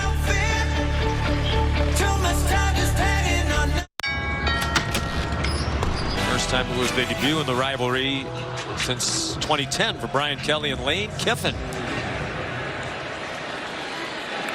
There's a B.T. Potter touchback. And here's Kevin Nagandi. Sean, let's go back to the shoe. Michigan's big play passing attack has been the storyline so far, Dan. Yeah, Ohio State's held Michigan to 35 yards rushing, but a lot of man coverage in the secondary by Ohio State, and they've burned them for 3 touchdowns. Colston Loveland, the freshman, 45-yard touchdown catch. Michigan up. Meanwhile, Georgia in control 23-7 over on ESPN. Back to you. Boy, Colston Loveland, an emerging star in the second half of the season for Michigan. Very little involvement from Blake Corum. Was injured last week, and yet Michigan still has the lead. Here it's a 9-point lead for Clemson, in need of a win to keep their playoff hopes alive. Backward pass to Jaheim Bell. He got away from Trotter and then got dumped by DeMonte Capehart. There's a look back at the touchdown. Dabo Swinney was starting to run down and call a timeout. Then the last minute, one of his assistant coaches told him, we're okay, we're okay. Gave the stop sign. They ran the play, and it wound up an 11-yard touchdown. Well, when you give the ball to number 1 close to the goal line, you're pretty much going to be okay most of the time. He finds the end zone. One of the great all-around players on offense in college football. Will Shipley having another big day. Spencer Rattler wants to launch a deep one, and it is caught! Juice Wells all the way, touchdown Gamecocks. 72 yards. Makuba couldn't stop that one.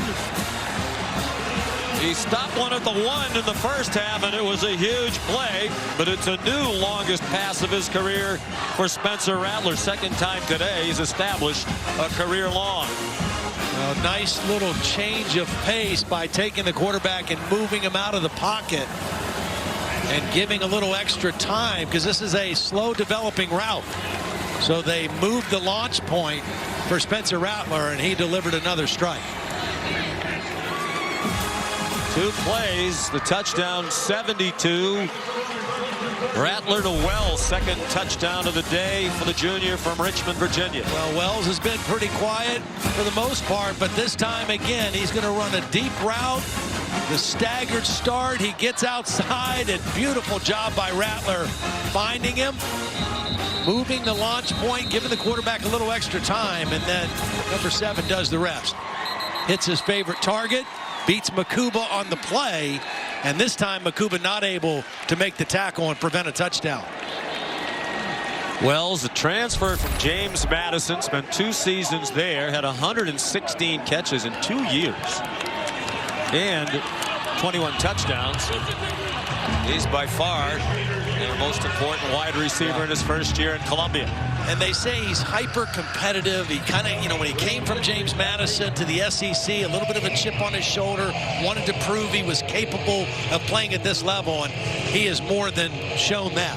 He's been an outstanding target for Spencer Rattler all season. Off his season high 177 receiving yards last week. He's had 3 100-yard receiving games this year for the Gamecocks. He has 86 today. It's the longest play given up by the Clemson defense this season. It's Jeter, another touchback. Here's Molly. Well, the frustration is settling in on Clemson's sideline. A group of Clemson defensive players, mostly in the secondary, were all yelling at each other, getting into a verbal altercation, and had to be separated by coaching staff. In our games covering Clemson, I've never seen players go at each other that way. So this defense very frustrated by those explosives, especially in the passing game. Both teams have had a lot of explosive plays in this game. For South Carolina, mostly throws, and for Clemson, mostly runs. Back to a 2-point game. And here's Phil Maffa lunging to the 30-yard line. It's the 3rd time now South Carolina has battled to get back within 2.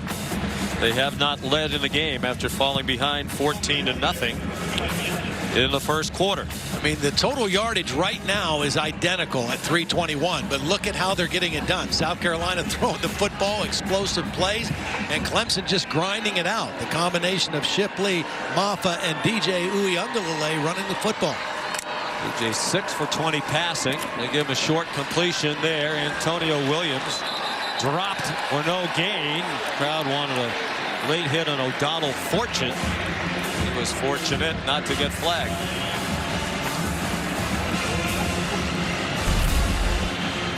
I don't think there was anything there. No. Just getting him to the ground. Big 3rd down play here. You know, momentum is a real thing. In South Carolina, they get a stop from their defense right here. A chance to kind of seize momentum and quiet this crowd. Yeah, they feel like they can score when they have the ball. 3rd down and 5. Uyunglele surrounded, gets it off, incomplete. The pressure forced the errant throw in the direction of E.J. Williams. Yeah, this is good pressure over the new starting left guard. Here's the pressure here, and watch this linebacker. He's going to fake like he's dropping, and then he's going to come. And clearly, right now in the second half, Clayton White is saying we're going to pressure in pass situations. We're going to get after DJ and make him uncomfortable. And a nice 3-and-out by the defense. Zach Pickens. The defense forcing the second 3 and out of Clemson this half, third of the game. Swanson. Another less than elegant looking kick that came to a rest at the 29-yard line. 41-yard punt. Effective. We'll be back in 8 seconds after a look from Ram Trucks. Built to serve.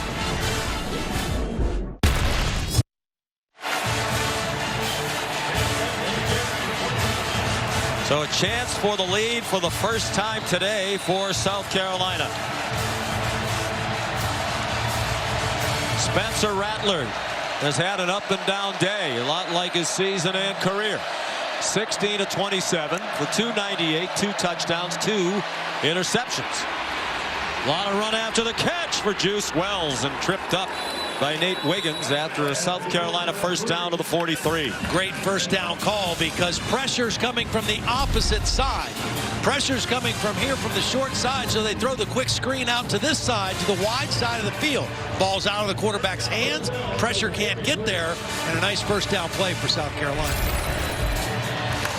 Up and down season for Rattler, up and down season for the team, especially for the offense.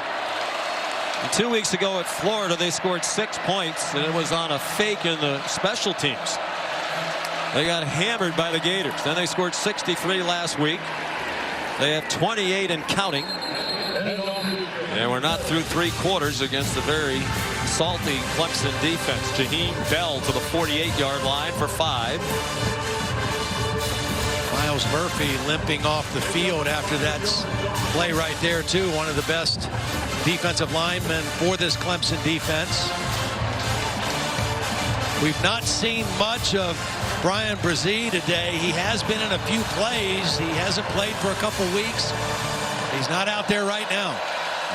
They missed last week with strep throat. They go back to Joyner, the Wildcat quarterback. The previous play is under further review for a potential targeting. Daniel Boldrick in the replay booth. Jordan Craddock is the communicator. It is an SEC officiating crew. They do have collaborative replay with assistants from back in Birmingham. It's R.J. Mickens. Now the question is, did he lead with the crown of this helmet? He's not a defenseless player. He's a runner. And he awaits his fate. Let's take another look. Give Matt Austin another look at it.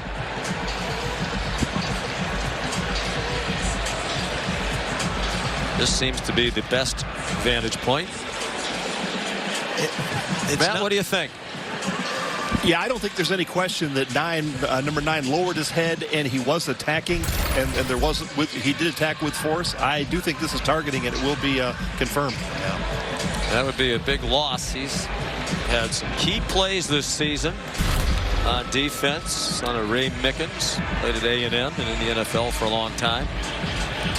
Well, and earlier in the game on a special teams play, Jalen Phillips, one of their other starting safeties, kind of hobbled off the field. Not sure what his status is. They have Makuba and Phillips and Mickens have all kind of shared starting duties at safety for this Clemson defense. Phillips limping. And he doesn't have his helmet. And if this targeting stands, he may have to play if he's capable of playing. Otherwise, they go to a freshman, Sherrod Koval. But I would think the replay booth wouldn't have stopped it unless they thought they saw targeting. Referee is Matt Leffler.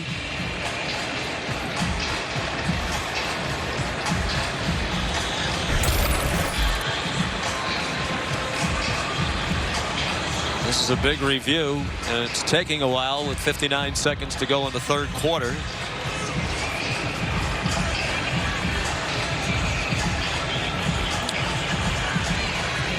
When this Clemson defense has had problems early in the year, it was in their secondary against the pass.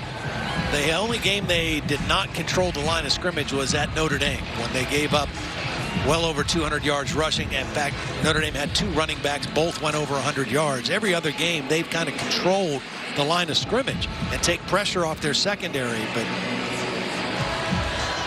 well, here comes the announcement. After review, personal foul targeting using the crown of the helmet on the defense, number 9. That player is disqualified. Well, big call. Good work by the replay booth because it certainly did seem to be targeting.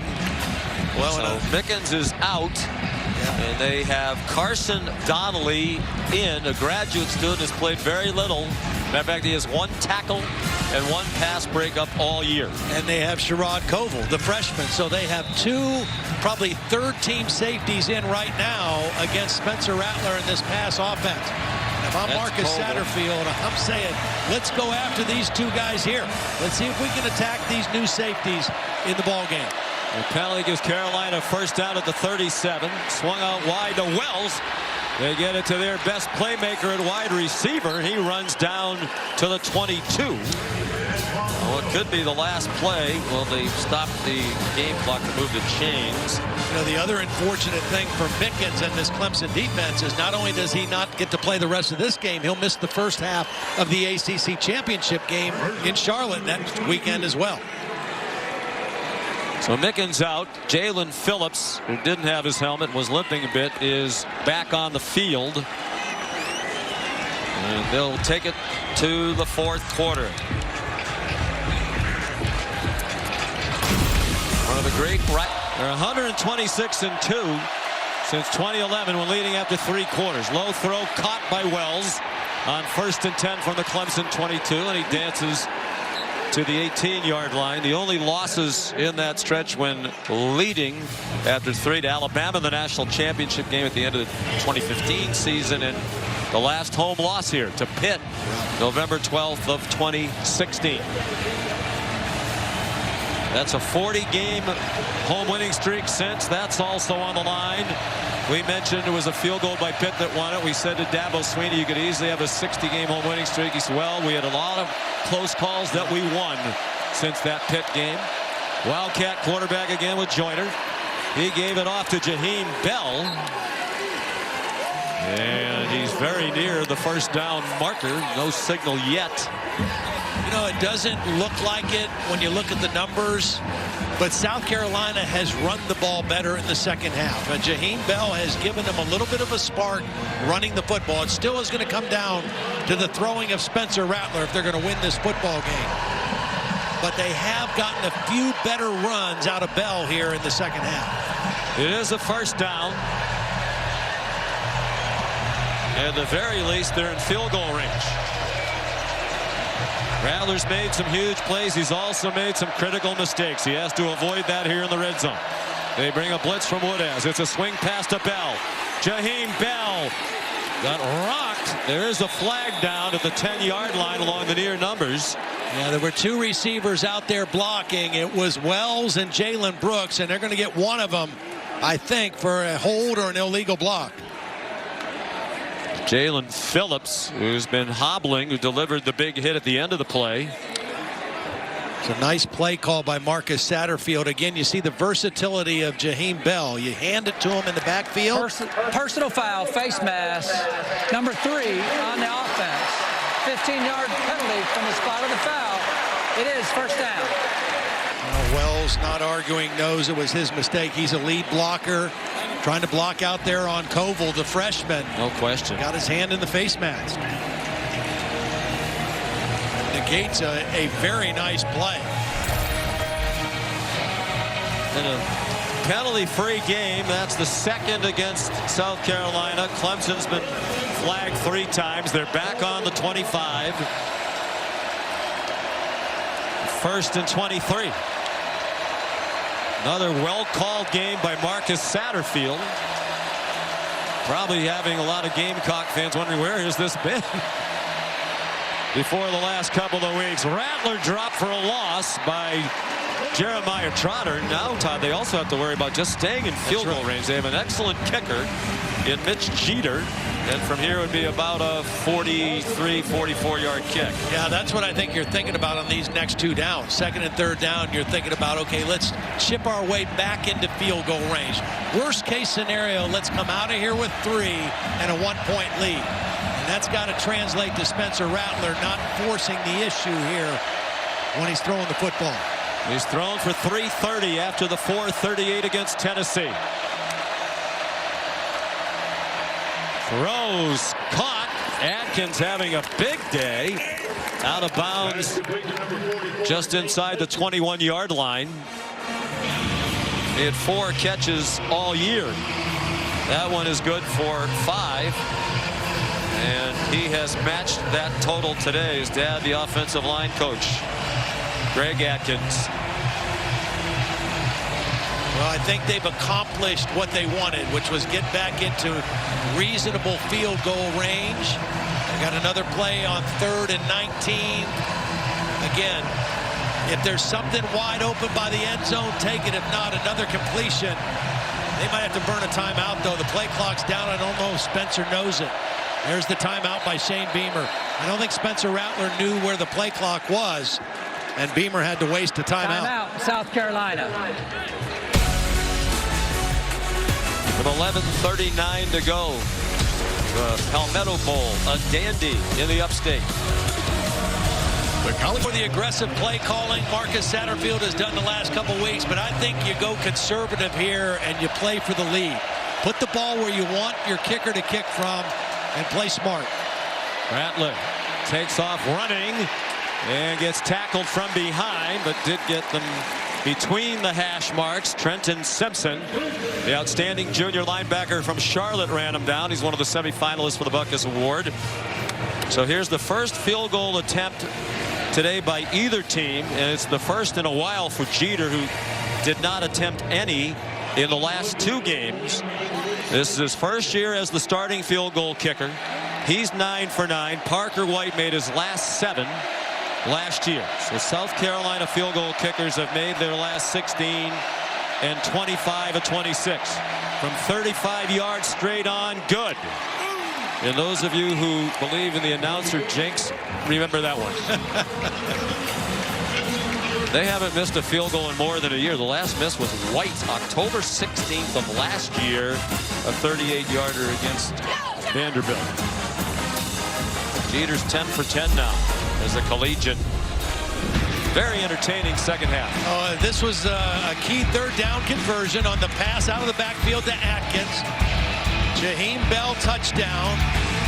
It's just been one punch after another. Shipley in the end zone on a great power run where Dabo was thinking about calling timeouts. Spencer Rattler to Juice Wells for the touchdown. And then this is the field goal that put them in front. And it was a good job by Rattler running the football to the middle of the field, protecting it. Let's get out of here with the lead and put the pressure on DJ Uiagalelei and Clemson's offense. First lead for South Carolina, not only today, but against Clemson since 2018, when they led that game 7-0. They wound up losing. They'd scored only 3 points in the 2 games since. They didn't play in 2020 because of COVID, when the SEC played a conference-only schedule. They had played every year from 1909 to 2019. The kickoff is a touchback. And this is a great rivalry. There are a lot of them around college football. You know, but Dabo Swinney talked to us yesterday. It's a small state. There really aren't professional sports in this state, so it means a lot. It really does. And you know, for South Carolina, even though this is only Shane Beamer's 2nd year and he's not responsible for what happened before him, I mean, they've lost 7 in a row to this team. And so, you know, Clemson's trying to make it 8, and South Carolina is trying to right the ship in terms of this rivalry. Uiagalelei. They stick with the ground game, and he gets 3. Alex Huntley made the tackle, and now so much on the line for Clemson. A loss will certainly take them out of the college football playoff picture. They're trying to win 8 straight games. The 7 wins in a row matches the longest streak for either team in this rivalry. You have to go back to the 30s for the other Clemson 7-game winning streak, and they have hammered South Carolina during those 7. Won each of the last 5 by at least 21 points. And the ball slips out of Uiagalelei's hands, and he has to get on it back at the 20. So I've seen a few funky things from him today. I mean, a couple balls that have fluttered out of his hands where he doesn't look like he knew where he wanted to throw it. This one just is going to kind of slip out. I think it's an incomplete pass. I don't know what he was squeezing the ball for. 10-14, please, 10-14. But he looked like he tried to double clutch it and couldn't pull it back. But I think that's an incomplete pass. Reminiscent of what we New Englanders are familiar with, the old tuck rule. Nonetheless, a big third down play right here for him. No question. Just 7 for 23 passing. Pressure up the middle, right in his face. He throws incomplete. Well, this has been Clayton White's recipe in the second half. We're going to bring linebacker pressure. We're going to rush 4, and we're going to bring a linebacker. And that time it was Brad Johnson again. Here he is right here. He's going to find a crease. And when you get inside pressure, it's the hardest thing for a quarterback. They had him and they had Jordan Birch both there, and DJ Uiagalelei just had to get rid of the football. What a performance by the Gamecock defense. Bear in mind, 9 of the points on the board for Clemson came on an interception return for a touchdown to safety when Rattler was called for intentional grounding in the end zone. Swanson's punt handled by Amarian Brown in reverse and down. They'll mark it at the 18-yard line. Well covered by Keith McGuire. And then Clemson has won the last 7. But down by a point with 9:59 to go, and it's South Carolina ball from its own 18. Rattler out wide again. Amarian Brown scampers out of bounds to the 23-yard line. Seen a lot of that here in the second half for South Carolina. The quick throws out to the wide receivers, getting the ball out of Spencer Rattler's hands. Also seen Marcus Satterfield move his quarterback some. Nice job here in the third quarter and fourth quarter, trying to change the tide, the narrative, the trajectory of this series and this program. And they've never beaten top 10 opponents on back-to-back weeks. Catch, first down, 30-yard line. It's Jalen Brooks. And you mentioned they've gone to the short throws, but when they've thrown it deep today against Dabo's defense, they've done it very effectively. Rattler is 6 out of 9 on throws that have traveled 20 yards or more in the air for 248 and a touchdown. That is the most such completions against Clemson since at least 2011. They're still doing the research, trying to go back further than that. Well, and a big part of that, when you throw the ball that far down the field, you better have good protection. And I think for the most part, this front 5 of South Carolina has done a nice job. Rattler's completed 10 in a row. Marshawn Lloyd for 3. Here's Molly. Well, quarterback Spencer Rattler was full of confidence on the sidelines, telling his offense, we're up. This is our game now. Let's speed it up, keep them on their heels. And he told his wide receivers, we have to go into attack mode to win this game. Sean. Yeah, I think they've got to score again, at least 3. Because on the other side, B.T. Potter is one of the best in the business in college football in terms of who you'd want to kick a game-winning kick. So I think South Carolina's got to be aggressive and think we got to score again here to make sure we can try to secure this one. Both of these kickers have big legs. South Carolina taking the play clock all the way down. Marshawn Lloyd chugs ahead, 2 yards short of the first down. Again, it just feels different here in the second half. At the end of the first half, South Carolina had 20 yards rushing. So the stats only say they have 47 right now, but it feels like more because they've had a little bit more successful plays. They've had better balance here in the second half. Right now, Shane Beamer is playing the clock because the longer this clock goes down, the more pressure it puts on DJ Uiagalelei and the Clemson offense. They're the favorite in this game. Another sign of a well-coached team. They just did get it off. Rattler on third down. His receiver went down to the ground coming out of his break, Jalen Brooks, and he did not make the catch. Yeah, good coverage by Nate Wiggins. He was right there. The ball is low, and clearly the ball hits the ground and bounces up into the arms of Jalen Brooks. Shane Beamer hesitated for a moment, then sent the punt team out. You absolutely have to punt. Oh, yeah. in this situation. If you turn it over on downs here, they're already in field goal range with Potter's leg. And Kroger's done a great job today so far, but you got to be careful with Antonio Williams. He is a dangerous punt returner if you don't put this ball in the right spot. Lost their starting punt returner, Will Taylor, to injury. Here's another line drive rocket. It takes a great bounce and another great bounce. And the special teams come to the forefront again for Pete Lembo and South Carolina.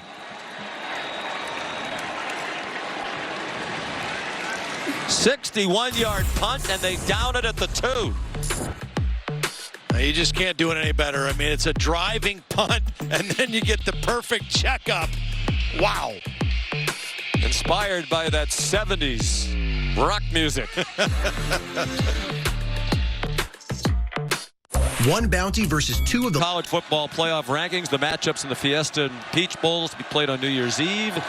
New Year's 6 Bowls. Final top 25 rankings, a 4-hour special. The flag thrown after the run by Shipley. I think it might be a face mask, Sean. I think it might out to the 9-yard line. That's next Sunday at noon. Of course, there is the Tuesday night ranking update this Tuesday night. Personal foul, face mask, defense, number 6. Penalty be added to the end of the run. First down. I mean, it's a good run by Shipley, but clearly Zach Pickens has a hold of the face mask. And so now, after that great job by your punt team, Clemson has a first down out beyond the 20-yard line. A lot of time, 6:54, and again, you've got one of the best kickers in college football in B.T. Potter. There's 8 career field goals of 50 yards or more, most in Clemson history. Uyunglele for Allen, too long, and intercepted by Marcellus Dial. Allen was stumbling a bit at the 40-yard line, and Dial has his 3rd career interception all this season. I know Davis Allen has been a good target for DJ Uyunglele, but normally you want a tight end working on a safety or a linebacker. This is one of their starting corners, and it's kind of a mismatch in favor of the defense.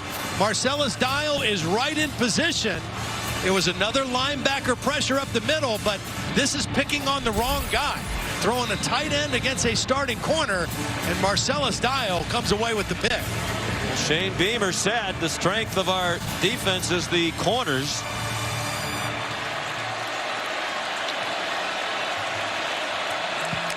First down, South Carolina, 6:35 to go.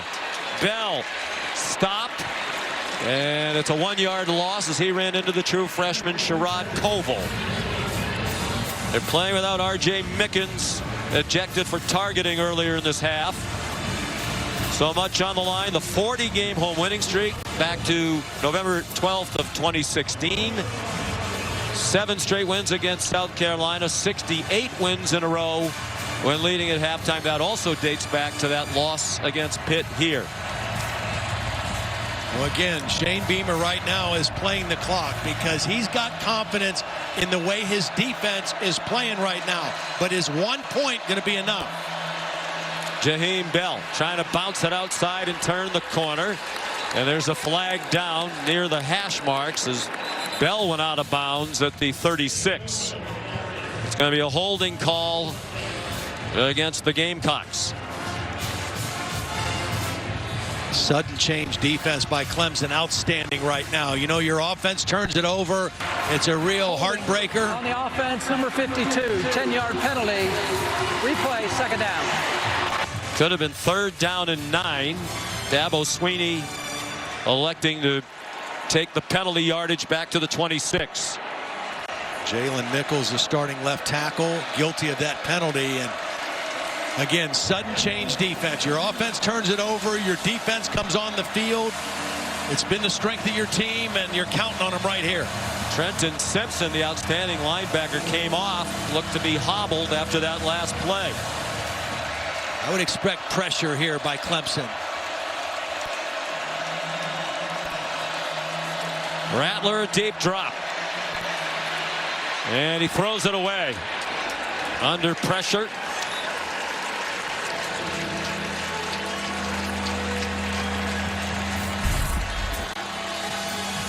Here's the previous play when Simpson was hurt. Well, being involved in the tackle. Well, again, if you're Spencer Rattler, you've done a nice job today. You've thrown for 347 yards and a couple touchdowns. You've overcome the costly interceptions in the first half. But you got to be smart here on 3rd and 19. Punting the football is not the worst thing that you can have happen right here. Do not give a short field to Clemson. The play clock running down. Shane Beamer uses his second timeout. 30-second timeout.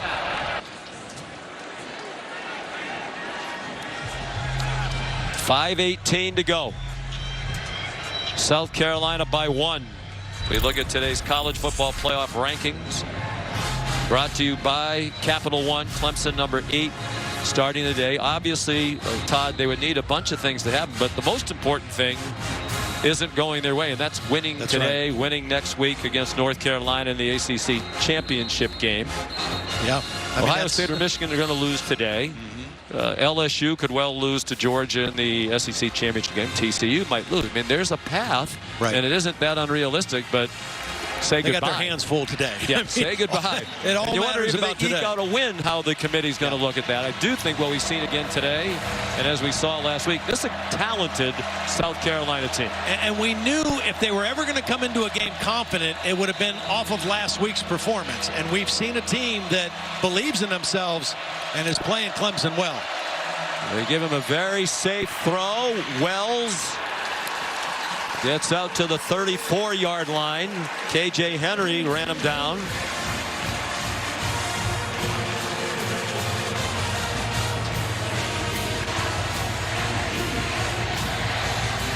So here comes Kroger, who, along with the coverage team, has been one of the brightest stars today for the Gamecocks. Shane Beamer said we need to have an edge in special teams. He's punted 5 times, 59, 46, 41, 61, and 61. Wow. And 2 of them inside the 5. Correct. We'll let the play clock go all the way down again. No rush for Clemson. He's trying to angle this one away from Williams. Take away the possibility of return. And how about this? How about that? There are a lot of great assistant coaches this year around the country. Hard to imagine anybody's group has done a better job than Pete Lembo's special teams. 63 that time.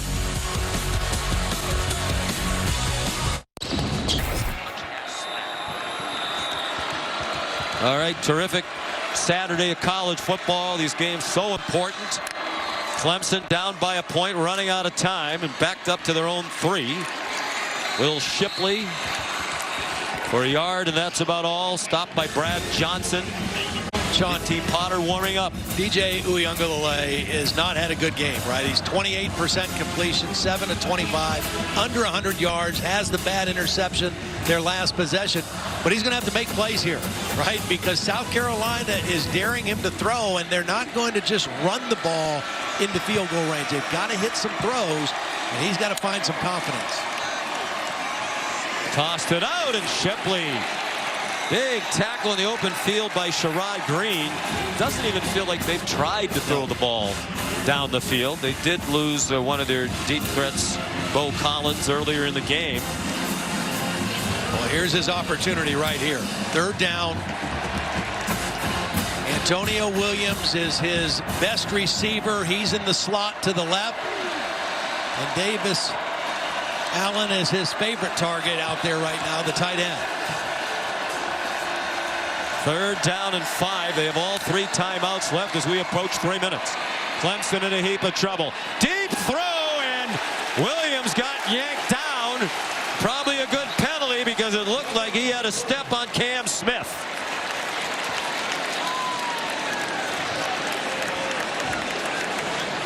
Yeah, it was a little kind of a stutter and go, and it beat Cam Smith. Cam Smith has been lined up in man-to-man almost the entire game on Antonio Williams. Pass interference on the defense, number 9. 15-yard penalty. It is 1st down. He had some safety help from Eamon Worry, but no question about the penalty. 23-yard line now, the line of scrimmage. Going under 3 minutes here.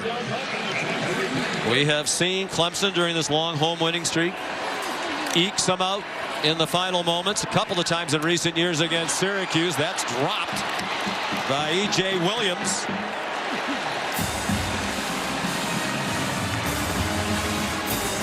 Again, no Bo Collins. So it's got to be the guys that they got. And those are catches that have to be made. There really no one who is that speed burner who really scares you deep, especially without Collins. 2nd and 10, 2:58 to go. The career long for Potter's 52. Uyunglele for Ngata off his hand and incomplete. I'll tell you who's played really well today for South Carolina is Marcellus Dial. Again, when we talked to Clayton White, he said he's been a good cover guy all year. Where he really wants to challenge himself is the 50-50 balls, making plays on the football. He had an interception earlier, and he has made a lot of plays on the football today opposite Darius Rush at cornerback. Dabo Swinney did have Potter try a 59-yarder last week that came up just short. They have to get near the 40 of South Carolina. Uyunglele through the hands of Ngata. Just a little bit too high. It was Dial who had the coverage. And if the throw was on target, there was a gain to midfield. And with 2:49 to go and all 3 timeouts, Dabo Swinney will punt on 4th and 10. Yeah, DJ did a good job of stepping up against the pressure. There's going to be a blitz by a linebacker. He comes unblocked. DJ has to avoid him and then reload and just kind of overthrows Ngata in the middle. But it did a nice job of avoiding the sack to even get that throw off. Juan Banks came on a blitz. Swanson. Nobody back for South Carolina. And that is a bomb by Aiden Swanson. Rolls dead at the 17, a 51-yard punt. Clemson trailing by 1. They haven't lost here since November 12, 2016. A wild game. Chris blew it. Did not blow it. 48-yarder with 6 seconds left. Pitt and Pat Narduzzi beat number 3 Clemson 43-42. We should point out that Clemson went on to win the national championship that year. No member of this team has lost a home game. They were trying today to make it 6 consecutive undefeated seasons at home. There's still a chance, but the defense needs a 3-and-out. Marshawn Lloyd powers out across the 20. They'll mark him right on the 20. And Dabo uses his first timeout. It's really a good run by Marshawn Lloyd. He hasn't had a lot of running room. That time he followed his right guard, Ja'Kai Moore, up in there for a positive gain of 4 yards. And yards are critical and hard to come by right now at this point in the game. Such an entertaining game. Oh, man. To me, a tip of the cap to the coaching staff of South Carolina. You know, Shane Beamer, you heard his belief at the half. You know, he said at one point to Molly, we're going to win the game in the second half. Yeah. Spencer Rattler's going to help us do it. The special teams, Joe Tessitore just sent us a text. He's never seen special teams execute like this group does week in and week out. Great defensive game plan, a lot of blitzes, and the offensive creativity again. Yeah, they've done a great job, and they did a great job of flushing the huge win a week ago and coming in ready to play today in all 3 phases. 2nd and 6. Rattler, design run. He gets dumped for a loss by Jeremiah Trotter. 2.5 to go. Second charge timeout. Clemson.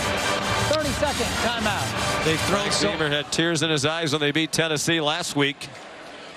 His 45-year-old son, Shane Beamer, with the biggest win of his head coaching career in year 2, trying to become the first coach ever to beat back-to-back top 10 opponents in South Carolina history. Yeah. Well, Sean, here, if you're Marcus Satterfield and Shane Beamer, you're forcing Dabo to use timeouts, but do you trust Spencer Rattler to make a throw here on 3rd and 8, and 3rd and 7, this part of the field? If you get the first down, it gives you some breathing room. It gives you a ton of breathing room. What would you do? I would let him throw it, but I would talk to him during that timeout and say, if it is not there, unload it. Don't take a sack and don't put the ball in harm's way. But go ahead and take a shot if you got it. Giving him a lot of safe throws here in the second half. After he made a couple of mistakes in the first half, both of which hurt. Scrambling around and throws it away. Running out of time near the sideline. And so they need another big punt, do the Gamecocks. Because if they don't get a good punt, it's not going to be much for Clemson to get into field goal range for BT Potter. And the good thing for Dabo Swinney is because the ball was incomplete, he didn't have to use that last timeout. He could save it. So he's got one timeout for his offense with 2:22 left in the ball game. Ty Kruger.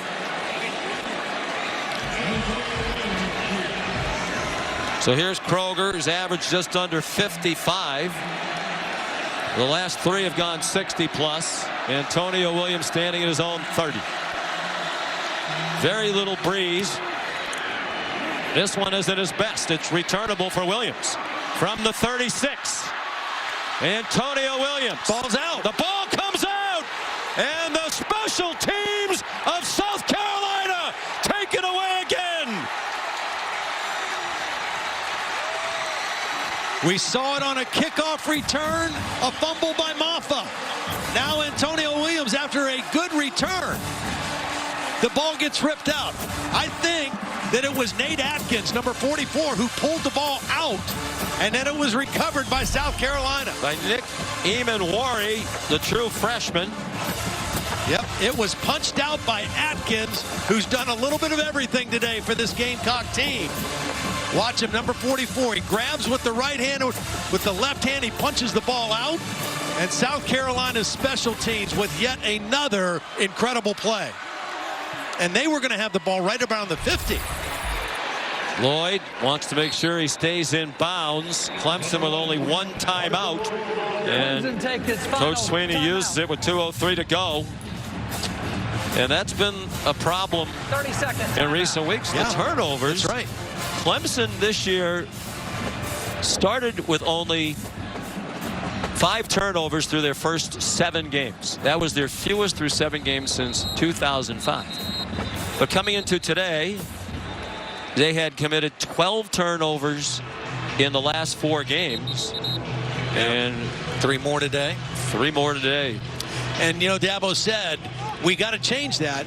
We've been able to still control the game other than the game in South Bend. As you see him talking to his talented freshman wide receiver.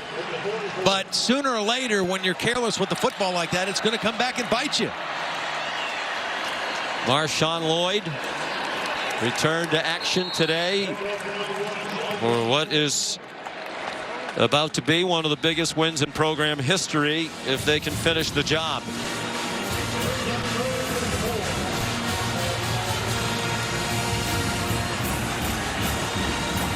Clemson -1 in turnover margin today. It'll be the 5th straight game that they've been on the negative side of the turnover margin. You're not going to keep winning. No, you're not. When that happens, you have to go back to 2011, the last time they had lost the turnover battle 4 games in a row. Spencer Rattler wants to let this play clock go all the way down. It's at 5 right now. Milk that clock. 3rd and 4. They call timeout. I like saw the play clock about to expire. I think that's what the plan was. I think Shane Beamer said, take it all the way down. Let's call timeout. Let's milk the clock the best way we can here. Here's Kevin Nagandi. Sean, want to remind our audience, Bo Nix in Oregon, first Civil War game for him. Ducks can clinch a Pac-12 championship with a win over Oregon State. Donovan Edwards, 75-yard run for Michigan. They're up by 15 over Ohio State. By the way, this game could be moving to ESPN News, Oregon State. We will have an update as it continues. Blake Corum, very little to do today. Donovan Edwards in the second half has been lights out for Michigan. Wolverines trying to make it 2 in a row. And South Carolina trying to end a 7-game losing streak. trying to extinguish Clemson's playoff hopes, end the 40-game home winning streak. Juice Wells needs the 35, and he has it. What an effort. Eluded the freshman safety, Sherrod Koval, as we said, who had to come in here because of the injury to Phillips, the ejection of Mickens, and just tremendous individual effort by Juice Wells to get the first down. Shane Beamer, born in South Carolina in Charleston when his dad coached at the Citadel as an assistant. Was an assistant at South Carolina. He believes that they can be better in football than they have been. He told his team, after what you did last week, today you have a chance to change the narrative and change the trajectory. And the arrows are pointing up. Unbelievable.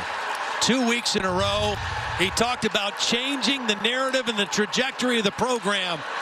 That's the way to do it. Back-to-back games like that. Number 5, Tennessee, knocking them out of the college football playoff picture.